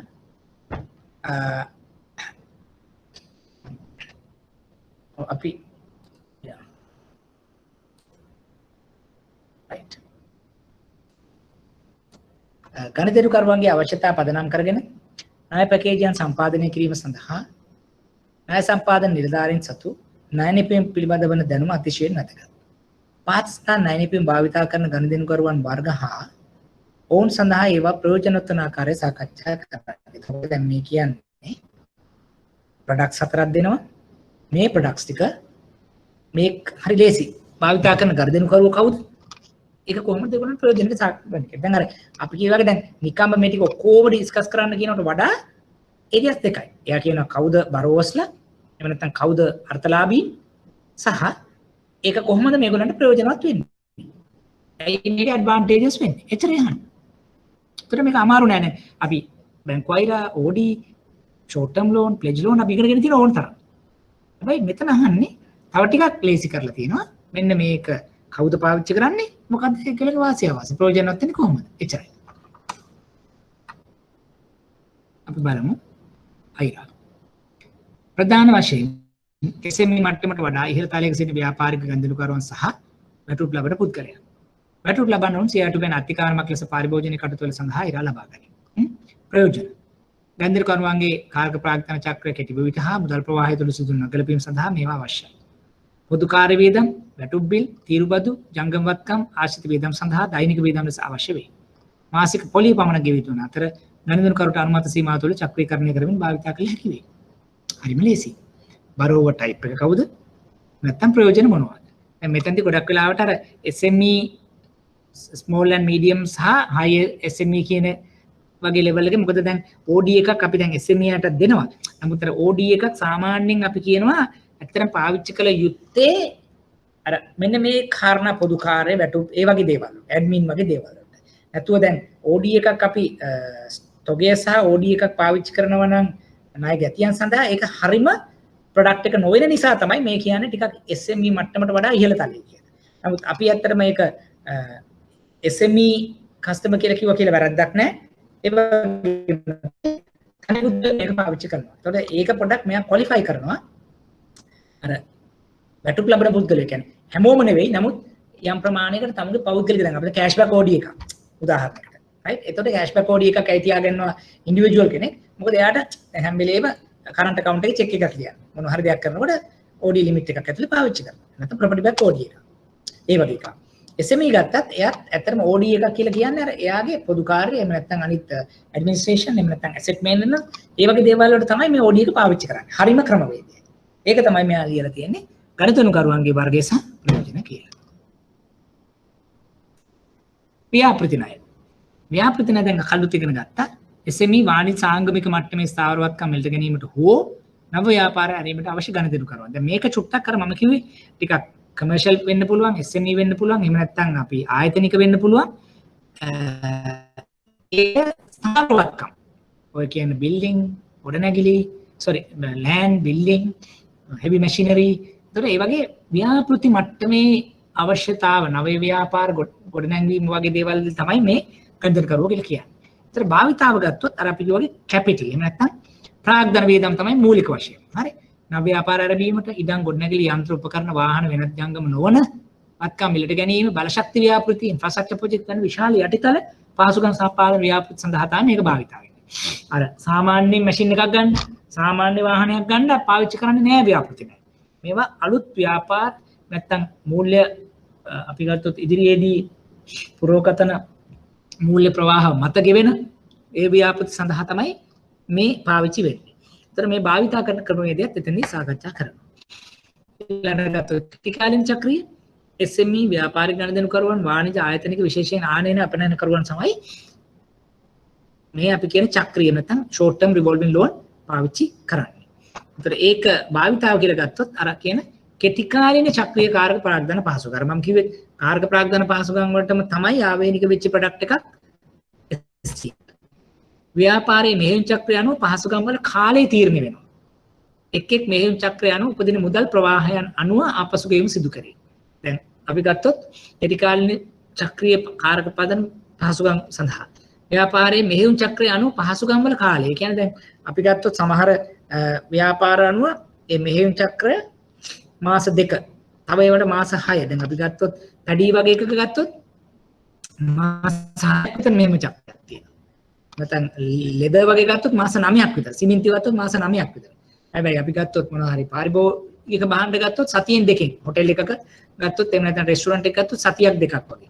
ඒතර ඒ අනුව කාර්ක ප්‍රාග්ධන චක්‍රය අනුව මේ චක්‍රීය ණය වෙනස් වීම සිදු වෙනවා. ඔඩපන pledge සිය ආනයන බිල්පත් සඳහා මූල කරන අවශ්‍ය ආනයන කරුවන් මිල ඉහළ පහළ වෙන නිසා තත්ත්වයන් ආරක්ෂා වෙන පිණිස ගොවියන්ට මේක අවශ්‍ය වෙනවා. අර මොකක් හරි අර අපි තොගයක් රැස් කරගන්නවා. ඒ අනුව අපි බල්ක් එකක් අරගෙන ඒක සොරකමක් හැටියට තියාගෙන අපිට පුළුවන් අවශ්‍ය අවස්ථාවන් වලදී ඒක මුදා හැරීම කරන්න. එතකොට භාවිතා තමයි ආනයන බිල්පත් මූල්‍යකරණය. අපි කියනවා ඔය ඉම්පෝර්ට් බිල් මූල්‍යකරණය. නැත්නම් ඒවා ඩිස්කවුන්ට් කරගන්න. වෙළඳ සම්භාරයට එරෙහි අත්කාරම් ණය. අකණ්ඩ නිෂ්පාදනය පිණිස තොග කබඩා කිරීම. එතකොට මේ ප්ලෙජ් එක කියලා කියන්නේ අර අපි කිව්වාගේ යම් ප්‍රමාණයකට ඇසෙට් එකක් සුරුකමක් හැටියට තියාගන්නවා. ඒ ඇසෙට් එකම තමයි අපි මේ විකුණන්න කරන්නේ. වාහන ගත්තත් වාහනේ අපි ඩොකියුමන්ට් එක. එහෙම නැත්නම් මොනවා හරි තොගයක් ගත්තොත් ඒ තොගේ සුරුකමක් හැටියට. ඒ තොගේ මූල්‍යකරණය කරනවා. ඒ තොගේ රියලයිස් වෙනකොට මේක සෙටල් වෙනවා. ඒ වගේම ගත්තොත් පැඩි කියලා ගත්තොත් අපි එක තැනක එක ස්ටෝර් කරලා තියාගන්නවා. ඊට පස්සේ මොකද කරන්නේ? අවශ්‍ය අවස්ථාවන් වලදී නිදහස් කරනවා. මොකද ඒ කරන්නේ අපි ව්‍යාපාරයේ ස්ථාවරව පවත්වා ගැනීම සඳහා සහ මිල ඉහළ පහළ ගිහිල්ලා එහෙම නැත්නම් ඒ සඳහා යන තියෙන මූල්‍ය ධනය අවම කර ගැනීම. මේ නැත්නම් මූල්‍ය පිරිවැය අවම කර ගැනීම වගේ සඳහා පාවිච්චි කරනවා. එතකොට මේ ප්‍රශ්නේ බැලුවොත් ඔයගොල්ලන්ට තේරෙයි අර සාමාන්‍යයකට වඩා වෙනස් වෙනවා. දැන් මේ තාක් අපි දැන් අහපු ප්‍රශ්නත් ගැලීම ප්‍රොඩක්ට් එකක් දීලා විස්තර කරා. එහෙම නෙතිබ්බේ. නමුත් මෙතන තව චුට්ටක් යා භාවිතාව පැත්තට ආවා. ඒ කියන්නේ කවුද මේක පාවිච්චි කරන්නේ? මොකටද පාවිච්චි කරන්නේ? එතකොට අර අපි හිතනවට වඩා ටිකක් ප්‍රායෝගික දැනුමක් අවශ්‍යයි. දැන් අපි ගත්තොත් එකපාරම දැන් අපි හිතමු ප්ලෙජ් එක අපි ටිකක් කරලා තියෙනවා. අපි හිතමු ව්‍යාපෘති ණය. ව්‍යාපෘති ණය අපි කල්පනා කරනවා රයිට්. කවුද මේක පාවිච්චි කරන්නේ? කොහොමද මේක පාවිච්චි කරන්නේ? ඒක මීට කලින් අපි ලියලා නැහැ. මීට කලින් අපි ඒක අත්දකලා නැහැ. දැන් එතකොට අපි දකිනවා රයිට් දැන් එක්සැමිනර් මෙහෙම ප්‍රශ්න. ඒ කියන්නේ මේකේ ඇප්ලිකේෂන් එක තමයි මේ අහුවේ. දැන් මූලික ලක්ෂණ දැන් කලින් ප්‍රශ්න කවුව මෙන්න මේ හතර යටතේ ලියන්න එකක්. දැන් මෙදා පාර අහනවා මේක කවුද ස්ටේක් හෝල්ඩර්ස් එහෙම නැත්නම් බෙනිෆිෂරිස්ලා අර්ථලාභීන් කවුද තමයි මේකේ පර්පස් එක. නැත්නම් මේකේ භාවිතාව. මේක මොන ආකාරයකට පාවිච්චි වන්නේ. ඒතර ඔන්න ඒ වගේ ප්‍රශ්නකුත් අහන්න පුළුවන්. දැන් මේ වගේ එකක් අමාරු නෙවෙයි තියෙන්නේ. අපිට සමාජලාට විභාගෙදී මෙච්චර ඉක්මනට මේක හිතෙන්නේ නැහැ. හරි? මේක හිතෙන්නේ නැහැ මොකද හේතුව මේ අපිට මේ පොඩි කාලයක් තියෙන්නේ. එතකොට මෙන්න මේව ටටට ගන්න මේක ඔලුවට දාගන්න බෑ. ඒක නිසා තමයි සමහර වෙලාවට දැන් මම අර කියන්නේ කලින් අපි දැන් මේක පාඩම් කරගන්න තමයි මම කරන ප්‍රොඩක්ට්ස් 12ක් හරි 15ක් හරි පාඩම් කරනවා කියලා. දැන් මේ පාඩම් කරනකොට දැන් මේ හැමදේම අර ඔයාගේ ඒ ෂෝට් නෝට් එකේ තියෙනවා. අපි මොකක්ද ප්‍රොඩක්ට් එකක් කියලා. ඒ ප්‍රොඩක්ට් එකේ දැන් අපි ලක්ෂණ දානවා. ඒකේ අර්ථලාභීන් එහෙම නැත්නම් බෙනිෆිෂරිස්ලා අපි දානවා. ඒක පාවිච්චි කරන ක්‍රමවේද ඇප්ලිකේෂන් එක අපි දැනගන්නවා. එතකොට ඒකේ අපි මොකද්ද වාසිය අවාසිය අපි දානවා. ඒකේ මූලික එහෙම නැත්නම් එක්ස්ටෙන්ෂන්ස් ටික උදාහරණ ටික නිදසුන් ටිකක් අපි දානවා. නැත්නම් ඒක මොන ඒ කියන්නේ දිගු කාලීන කෙටි කාලීන කාරක ප්‍රාග්ධන ස්ථාවර මොනකටද යෙදෙන්නේ කියලා අපි දන්නවා. එතකොට එහෙම නැත්නම් ඒකේ අවදානම් වර්ග අපි දැන් දන්නවා. පැහැදිලිද? ඒතර අන්න ඒ විදිහට තමයි ඔයාගේ අන්තිම මොඩල් එක වා එන්නේ. පැහැදිලිද? දැන් මේවා ටිකක් කරගෙන යනකොට ඊට පස්සේ ඔයාගේ A4 එකක් තියෙනවා. ප්‍රොඩක්ට් එකක ඉගෙන ගන්නකොට මෙන්න මේ කියන කාරණා ටික අපි දැන් OD එකක් නම් නිදසුන්. කවුද පාවිච්චි කරන්නේ? මොකටද පාවිච්චි කරන්නේ? මොනවද වාසි? මොනවද මූලික ලක්ෂණ, මොනවද අවාසි, මොනවද රිස්ක් මිටිගන්ට්ස්, කොහොමද අපි ඒක කියන්නේ ව්‍යාපාරික අවශ්‍යතාව මොනවද, පැහැදිලිද? එතකොට දැන් මේ හැම එකක්ම එක ප්‍රොඩක්ට් එකකට මේ ටික ඔක්කොම තියෙනවා. ටැකින් ක්‍රෙඩිට් එකටත් එහෙමයි, ප්ලෙජ් එකටත් එහෙමයි, ටර්ම් ලෝන් එකටත් එහෙමයි, ප්‍රොජෙක්ට් ලෝන් එකටත් එහෙමයි. දැන් මොකද වෙන්නේ? එතකොට අර අපි එක්සැමිනර් මෙච්චර දවස් දීපු ටික අපි මෙහෙම එක කොලයකට දාගන්නවා. අර ඇහුවේ කොහොමද source of prepayment, මොකද්ද purpose එක, එහෙම නැත්නම් මේකේ අවශ්‍යතාවය හතරක් ඉගෙන ගත්තේ. අන්න ඒ වගේ දැන් ඇත්තටම බලමු එක ප්‍රොඩක්ට් එකකට දැන් ಜಾති 10ක් විතර දැන් අපිට තියෙනවා දැනගන්න. එතන මොකද? ওই ಜಾති 10ම ඉගෙන ගන්නකොට අනිවාර්යයෙන්ම ඒ සම්බන්ධයෙන් ඕනම ප්‍රශ්නයකට උත්තරයක් අපි ගාව තියෙනවා. ඒක තමයි මූලික වශයෙන්ම දැන් මම මේ කරන දේ තේරුම. නැත්තම් වෙන්නේ දැන් මේක මෙහෙමයි මේක මෙහෙමයි මෙහෙම පාඩම් කරගන්න එපා. මේ ටික ඔක්කොම ඉවර වෙනකොට ඔයා ප්‍රොඩක්ට්ස් 15ක් පාඩම් කරනවා නම් ඒ 15 පාඩම් කරනකොට ඒකට මම නිකන් උදාහරණයක් පෙන්නුවොත් මෙන්න මෙහෙම එකක්.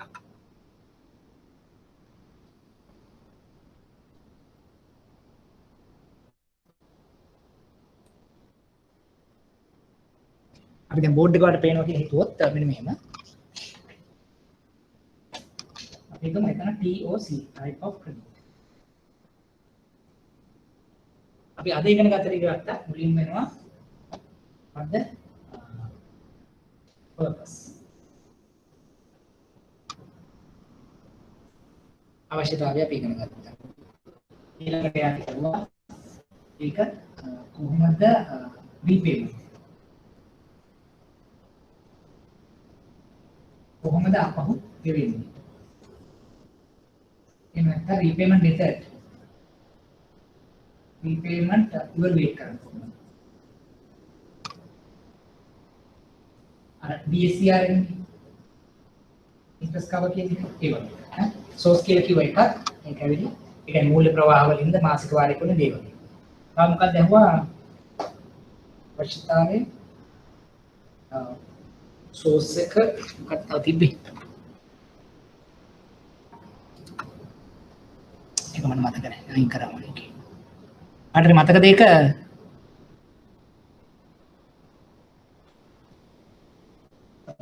එකක් අපි කිව්වා භාවිතාව, කියන්නේ අවශ්‍යතාව. භාවිතාව දෙක ඇහුවේ. සර් කාලය. කාලය. thank you. කාලය. එහෙනම් මේ වගේ ටිකක් ඇහුවා එක ප්‍රශ්නයක්. ඊළඟට අපි තව එකක අහන features ලක්ෂණ. තව එකක අපි කිව්වා නිර්වචන definitions. නිර්වචන. ඊළඟට වාසි අවාසි.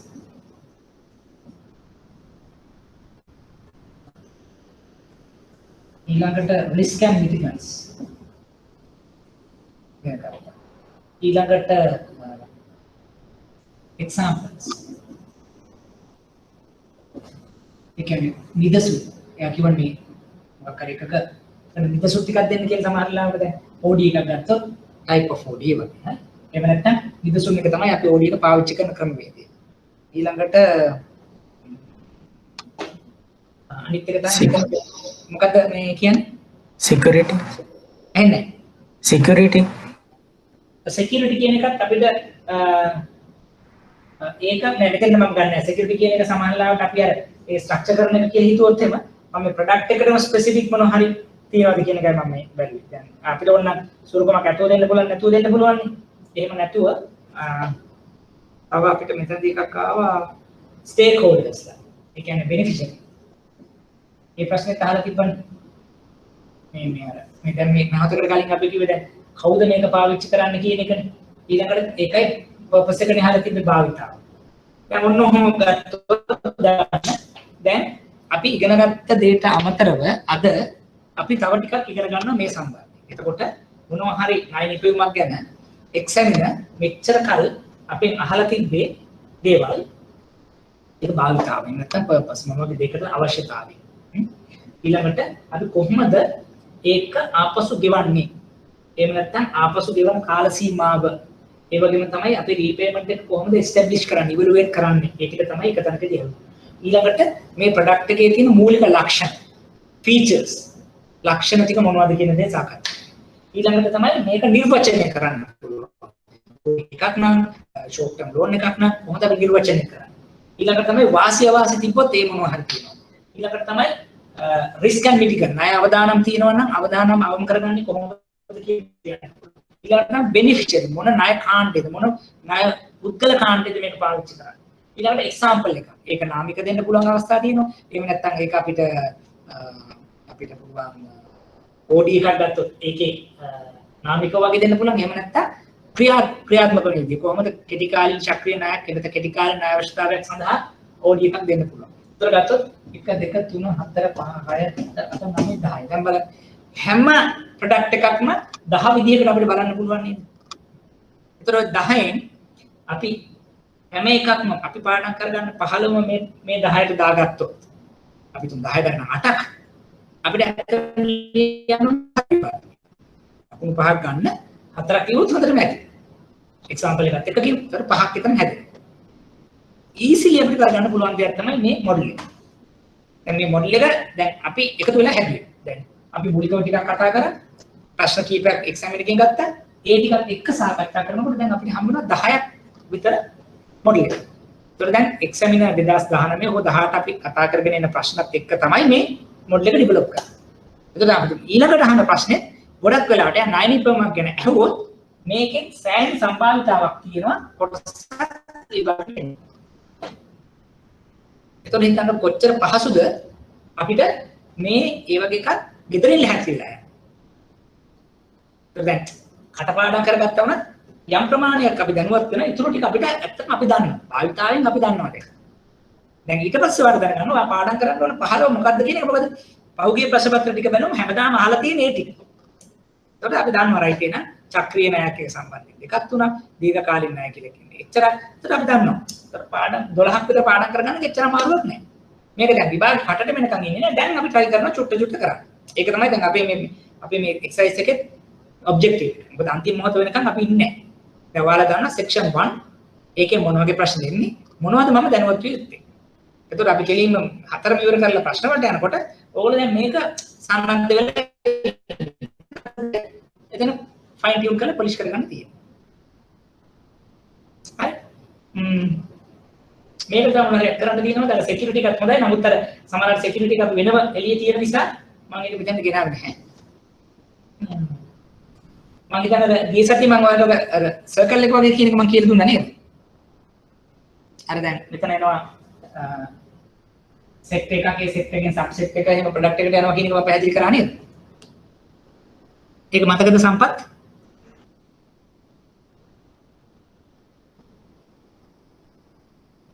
එහෙම එකක් කරා මතක නැද්ද?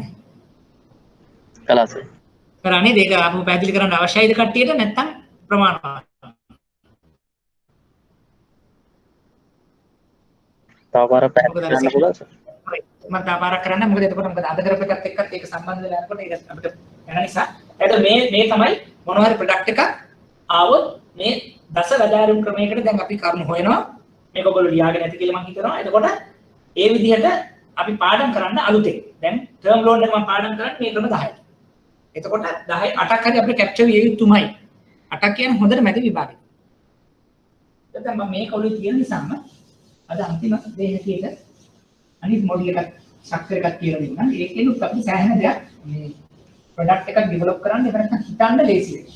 එතකොට මේ ඒ විදිහට තමයි අපි මේ කාරණා දාගන්න try කරන්නේ. මුලින්ම මෙන්න මෙහෙම මොනවා හරි set එකක් තියෙනවා. මොනවා හරි set එකක්. අපි හිතමු agriculture මේක පැඩි කියලා ගමු. ලේසි. subset එකක් වගේ තියෙන එක. එහෙම මුලින්ම අපිට තියෙන මේක යම් කිසි ව්‍යවසායකයෝ යම් ප්‍රමාණයක් කෘෂිකාර්මික ක්ෂේත්‍රයේ ඒක නැත්නම් විනිෂ්පාදන කටයුතු වල යෙදিলা ඉන්න යම් කිසි පාරිභෝගික කාණ්ඩයක් ගැන අපිට කියනවා. එතකොට එයා ඉතින් එහාට ප්‍රශ්න ටිකක් අහනකොට අපි ගාම තියෙන්න ඕනේ මේ ඔක්කොටම හරිය යුනිවර්සල් මොඩල් එක. ඒක හරි ලේසි කරන්න. දැන් අපි කරන්න යන්නේ හරි. මෙහෙම තියෙනවා. ඊළඟ රවුම අපේ වෙන්නේ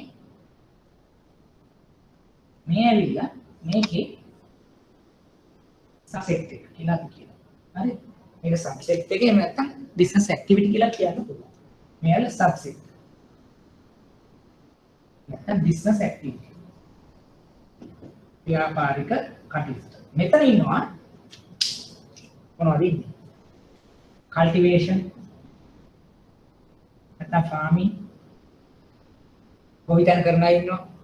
මෙතන ඉන්නවා ස්ටොක් කරන අය ඉන්නවා. ඒ කියන්නේ වී ස්ටොක් කරන කට්ටිය අපිට හම්බ වෙනවා. මෙතන ඉන්නවා මිලින් වී මිල් කරන කට්ටිය ඉන්නවා. මෙතන ඉන්න එක්ස්පෝර්ට් කරන කට්ටිය ඉන්නවා. එහෙම නැත්නම් තව අතුරු අපි හිතමු අතුරු සේවා. ඒ කියන්නේ දැන් වී වල බෑග්ස් හදලා දෙන කට්ටිය ඉන්නවා. වී නිෂ්පාදනය කරන තැන මැෂින් හදලා දෙන කට්ටිය ඉන්නවා. හරිද? ඒතර දැන් මේ ඊළඟ රවුම්. ඒ කියන්නේ පැඩි ග්‍රී ඒකේ ඊළඟ රවුම තමයි මේ. දැන් මොකද කරන්නේ? ඊළඟට අපි යනවා තව රවුමක්. ඒක තමයි POB බරෝස්. මෙතන ඉන්න කට්ටිය. කවුද ඉන්ඩිවිජුවල්ස් ඉන්නවා, තනි පුද්ගල ව්‍යාපාරිකයන් ඉන්නවා. සෝල් ප්‍රොප්‍රයිටර්ස් කියලා කට්ටියක් ඉන්න පුළුවන්. ඊට පස්සේ පාර්ට්නර්ෂිප්ස් තියෙන්න පුළුවන්. නැත්නම් කම්පැනි තියෙන්න පුළුවන්. එහෙම නැත්නම් මෙතන ගොවි අපි කියනවා කොපරේටිව් නැත්නම් අපි ගොවි සංවිධාන මම දාන්නම් ෆාමර් ඇසෝසියේෂන්. ඒ කියන්නේ අර තනියම නෙවෙයි ඇසෝසියේෂන් එකක් හැටියට නයින්න පුළුවන්. මෙතන නැත්නම් පබ්ලික් කම්පැනිස් රජයේ මොනවාරි ආයතන ඒක තමයි අපි බරෝවස්ලා. ඒ කියන්නේ බරෝවස්ලා කියන්නේ මෙන්න මේ ශාස්ත්‍රයේ ඉන්න මෙන්න මේ වගේ කට්ටියත් එක්ක තමයි මම ඩීල් කරන්න යන්නේ. ඊට පස්සේ මම තව රවුමක්. මේක තමයි දැන් අපි මේ ඉගෙන ගන්න. මේක තමයි මේ අපි ඉගෙන ගත්තේ ඉස්සරහ. POC type of credit. මෙතන long term, short term, pledge. ඊට පස්සේ import export, PDCs, ඊට පස්සේ මොනවාරි bonds වගේ දේවල්.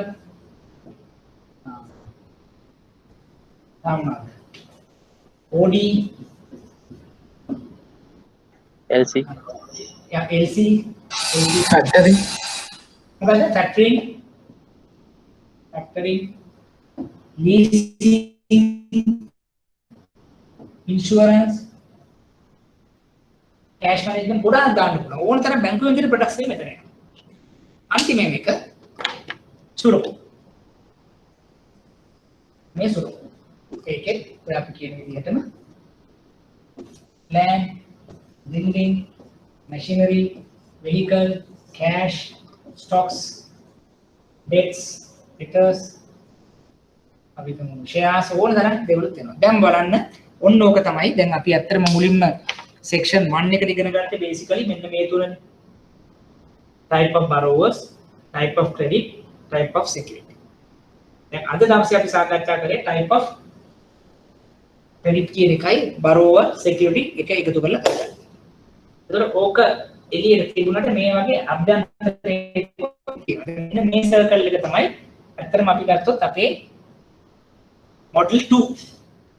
දැන් මේක දන්නවනම් අපිට හරිම ලේසි. දැන් අපිට විභාගෙදි කියනවා මේ සෙට් එකේ මෙන්න මේ මිනිසුන් ණය අවශ්‍යතා සාකච්ඡා කරන්න. දැන් අපි තුමු ready agree කවුද මොනවද කරන්නේ? ඒතකොට මේ රවුමේ තියෙනවා. කවුද players ලා? මේ රවුමේ තියෙනවා. මොනවද products? ඊළඟ රවුමේ තියෙනවා. මොනවද සුළු? ඊළඟ රවුමේ තියෙනවා. මේ ටික අපි කරන්නේ ඇයි? මේම product එක design කරනකොට අවදානම අඩු වෙන සහ ආදායම වැඩි වෙන විදිහට අපි design කරගන්නවා.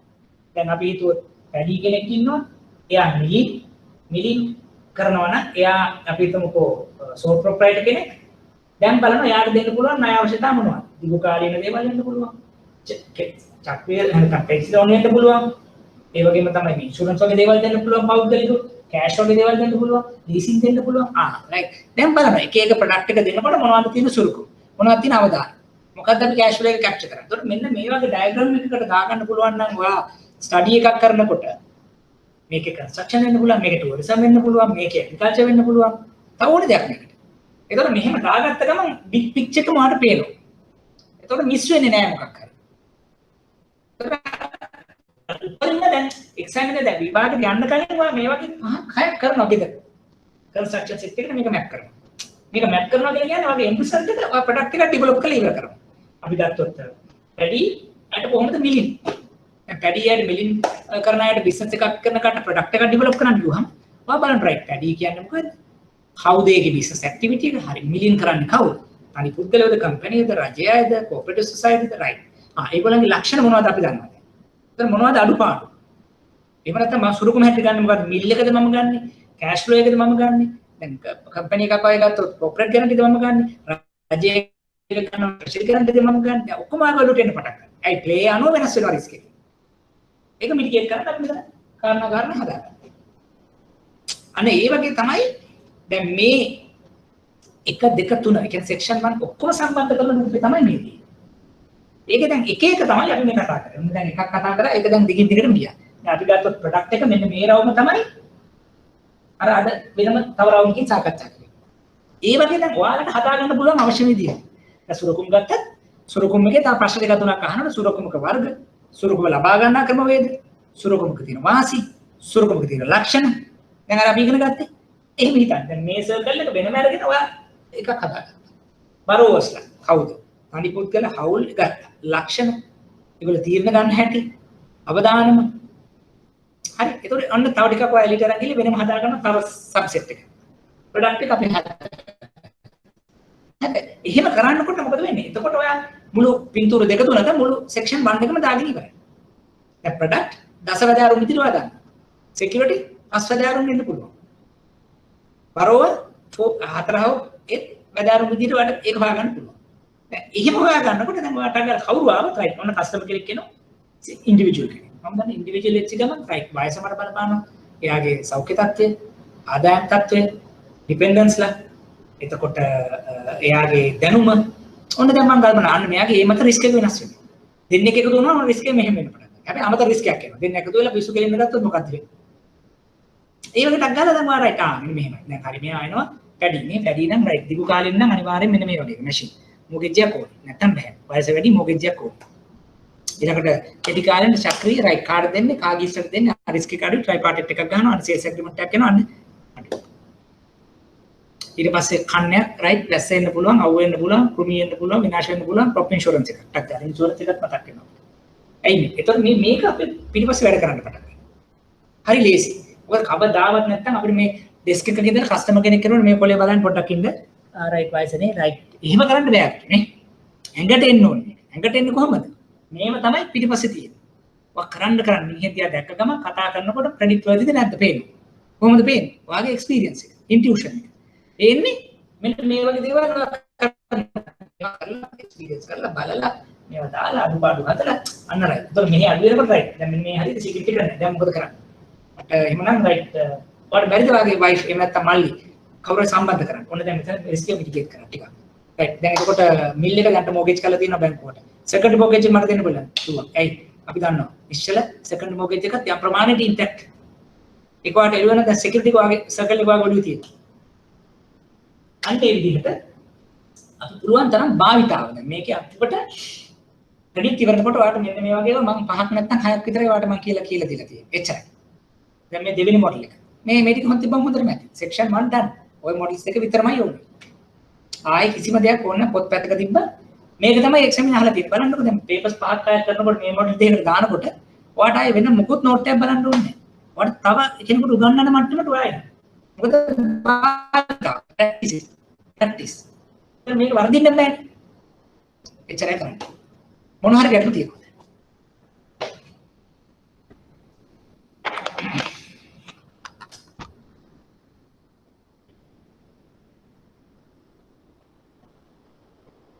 ගයන් අහන ප්‍රශ්නයක් ජනවරි එක්සෑම් එක ගැන පොඩ්ඩක් මෙන්ෂන්. ඒකේ ගයන් මෙහෙමයි මට ලොකු අදහසක් නැහැ. දැනට මම දන්න තරමට තියෙන ඒගොල්ලෝ රිවිෂන් එක ස්ටාර්ට් කරනවා. මම හිතන්නේ අද ඉඳන් රිවිෂන් ස්ටාර්ට් කරනවා. එතකොට ඒ රිවිෂන් එකක් වීකෙන්ඩ්ස් වල තියෙනවා. අනිත් එකක් ගොඩක් වෙලා සතිය දවස්වල රෑ 6-9 ඒ විදිහට නිවාඩු දවස් ටිකක් කරලා මේ ටිකේ රිවිෂන් එක කරනවා. ඊළඟට මම හිතන්නේ 31 ඉඳන් විභාගය යනවා. මම දැනුවත්ව තියෙන්නේ ගොඩක් වෙලාවට මම හිතන්නේ අර කොවිඩ් ප්‍රශ්නෙත් හින්දා දැන් ඒ පැතිවල දැන් අපි හිතමුකෝ මම රත්නපුරෙන් රෙජිස්ටර් වුණේ එක්සැම්පල් එකට මට මම හිතන්නේ කොළඹ එන්න බෑ. මොකද ඒගොල්ලෝ දැන් රත්නපුරේ එකන රත්නපුරේ ලියන්න ඕනේ. කියන්නේ ඇත්තටම ටෙක්නිකලි ලොකු දෙයක් නෙවෙයි. නමුත් ඔන් පේපර් අන්න ඒ වගේ මොකක් හරි රෙස්ට්‍රික්ෂන් එකක් තියෙනවා. එහෙම තමයි පර්මිෂන් දීලා තියෙන්නේ. ඒ පැතිවල අය එහෙ ලියන්න ඕනේ විභාගේ අන්න ඒ වගේ එකක් තියෙනවා. එතකොට මේ දවස්වල මම හිතන්නේ ඇඩ්මිෂන් ඔයගලන්ට හම්බෙනවා කියන එකත් මම ආරංචි වෙලා තියෙනවා. ඕ ටික තමයි මම දන්නේ. ඊට වඩා අමතර දෙයක් මොනවා හරි දැනගන්න තියෙනවද? නැත්නම් අපිට මෙතන මට වට කන්ටැක්ට් එකක් පුළුවන් අපි වැඩ කරන අයගේ මොනවා හරි ඉෂුව එකක් තියෙනවා නම් අපිට ඒකට කතා කරලා සෝට් අවුට් කරගන්න පුළුවන්. ඒ වගේ ටිකක් තමයි දැනට මම දන්නේ. ඒ කියන්නේ විශේෂයෙන්ම මේ සම්බන්ධයෙන් ලොකු අදහසක් නැහැ. අවශ්‍ය නම් ගයන් පොඩ්ඩක් අපි එහෙමනොත් මෙතන මම ඔයාලට ලින්ක් කරන්න. ඊට අමතරව ඔයගොල්ලෝ මම හිතන්නේ දන්නවා ඇති අර අපේ WhatsApp groups ටික 3ක් 4ක් හදලා තියෙනවා. ඒකෙම ඉන්නේ ස්ටුඩන්ට්ස්ලා මෙහි අය එළිය අය ඔක්කොම. ඒ එකකට දෙකකට වඩා ජොයින් වෙන්න. ඒකෙත් ගොඩක් වෙලාවට exam related එක අර ළමයි move කරනවා දේවල්. එතකොට ඔයගලන්ට සමහර දේවල් දැනගන්නත් පුළුවන්. අවශ්‍ය නම් මම මගේ නම්බර් එක අදත් දෙන්න. මට ඔයාලා නම්බර් එකක් මට දාලා එවන්න. එතකොට මේ කීප දෙනෙක් මම හිතන්නේ මෙතන අපි ගොඩක් ඇඩ් වෙලා ඉන්නවා. බැරි වෙච්ච අය ඉන්නවා නම් කියන්න මේ එකට ඇඩ් කරන්න. ලලන්ති අහලා තියෙනවා රිවිෂන් වලට ජොයින් වෙන්න. ඒකේ මේ ලලන්ති මේ IBSL වෙබ් එකේ තියෙනවා ලින්ක් එක. මම හිතන්නේ අපි කැෂ් ගෙවලා එකට අප්ලෝඩ් කරලා කරන්න තමයි ඒකේ තියෙන්නේ. මම මේ විනාඩියක් දෙන්න මේ මේනකගේ නම්බර් එක මම දාන්නම්. මේනකට කතා කරත් ගොඩක් වෙලාවට අපිට ෆස්ට් හෑන්ඩ් ගන්න පුළුවන්. මොකද දැන් ටික පරක්කු නිසා මේ ඔයාලා මේ මේනකට මම මේනකේ නම්බර් එක දෙන්නම්.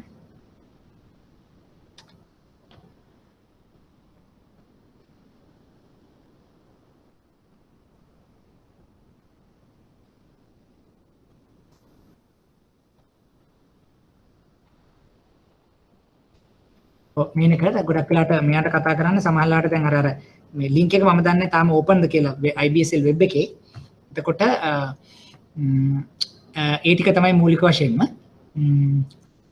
දැන් එහෙමනම් අපි අද යම් ප්‍රමාණයක් කරපු නිසා දැන් ඊළඟ ප්‍රශ්නේ මම හිතන්නේ මෙතනින් අපි අපිට තියෙන්නේ මේකේ දෙවෙනි ප්‍රශ්නෙත් එක්ක යන්න. ඒක මම අපි Q52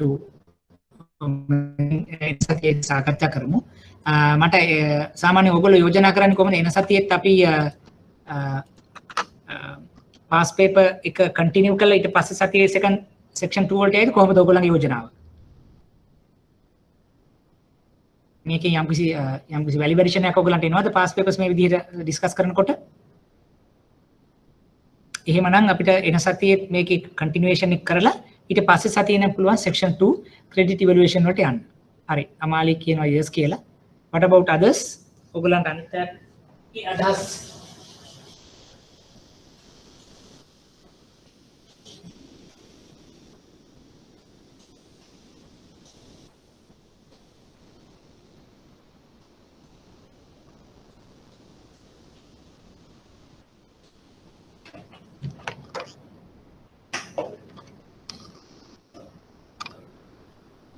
හරි එහෙමනම් කීප දෙනෙක් සජහන් කරන්න අපි පාස් පේපර්ස් කියලා. රයිට් අපි එහෙනම් මෙහෙම කරමු. එන සතියේත් මේකම තව ටිකක් කන්ටිනියු කරමු. ගොඩක් තව ප්‍රශ්න දෙකක් තුනක් අතට අපිට සාකච්ඡා කරන්න පුළුවන්. ඊට පස්සේ සතියේ අපි ඊළඟ සෙක්ෂන් 2 එක ස්ටාර්ට් කරමු. ඒ වෙනකන් අපි දැනට ඔයගොල්ලෝ මේ අද කරපු ටිකේ ඔය අපි කරපු මොඩල් දෙක රයිට් මොඩල් දෙකක් තමයි අපි බේසිකලි කරේ. ඒ කියන්නේ ප්‍රොඩක්ට් මොඩල් එකයි එහෙම නැත්නම් ඕවරෝල් සෙක්ෂන් මොඩල් එකයි. ඒකේ මොනවා හරි ගැටලු තියෙනවා නම් තව එකක් පැහැදිලි නැත්තම් එන සතියේ සජෙස්ට් කරන්න අපි ඒ ටික පැහැදිලි කරලා ඉවර කරගමු. එහෙමනම් අද සම්බන්ධ වීම ගැන ස්තුතිවන්ත වෙනවා. අපි එන සතියේත් 10ට 10:00 මාට සුපුරුදු වේලාවට හම්බෙමු. සුබ සතියක් කියලා මම ඔයගොල්ලන්ට ප්‍රාර්ථනා කරනවා.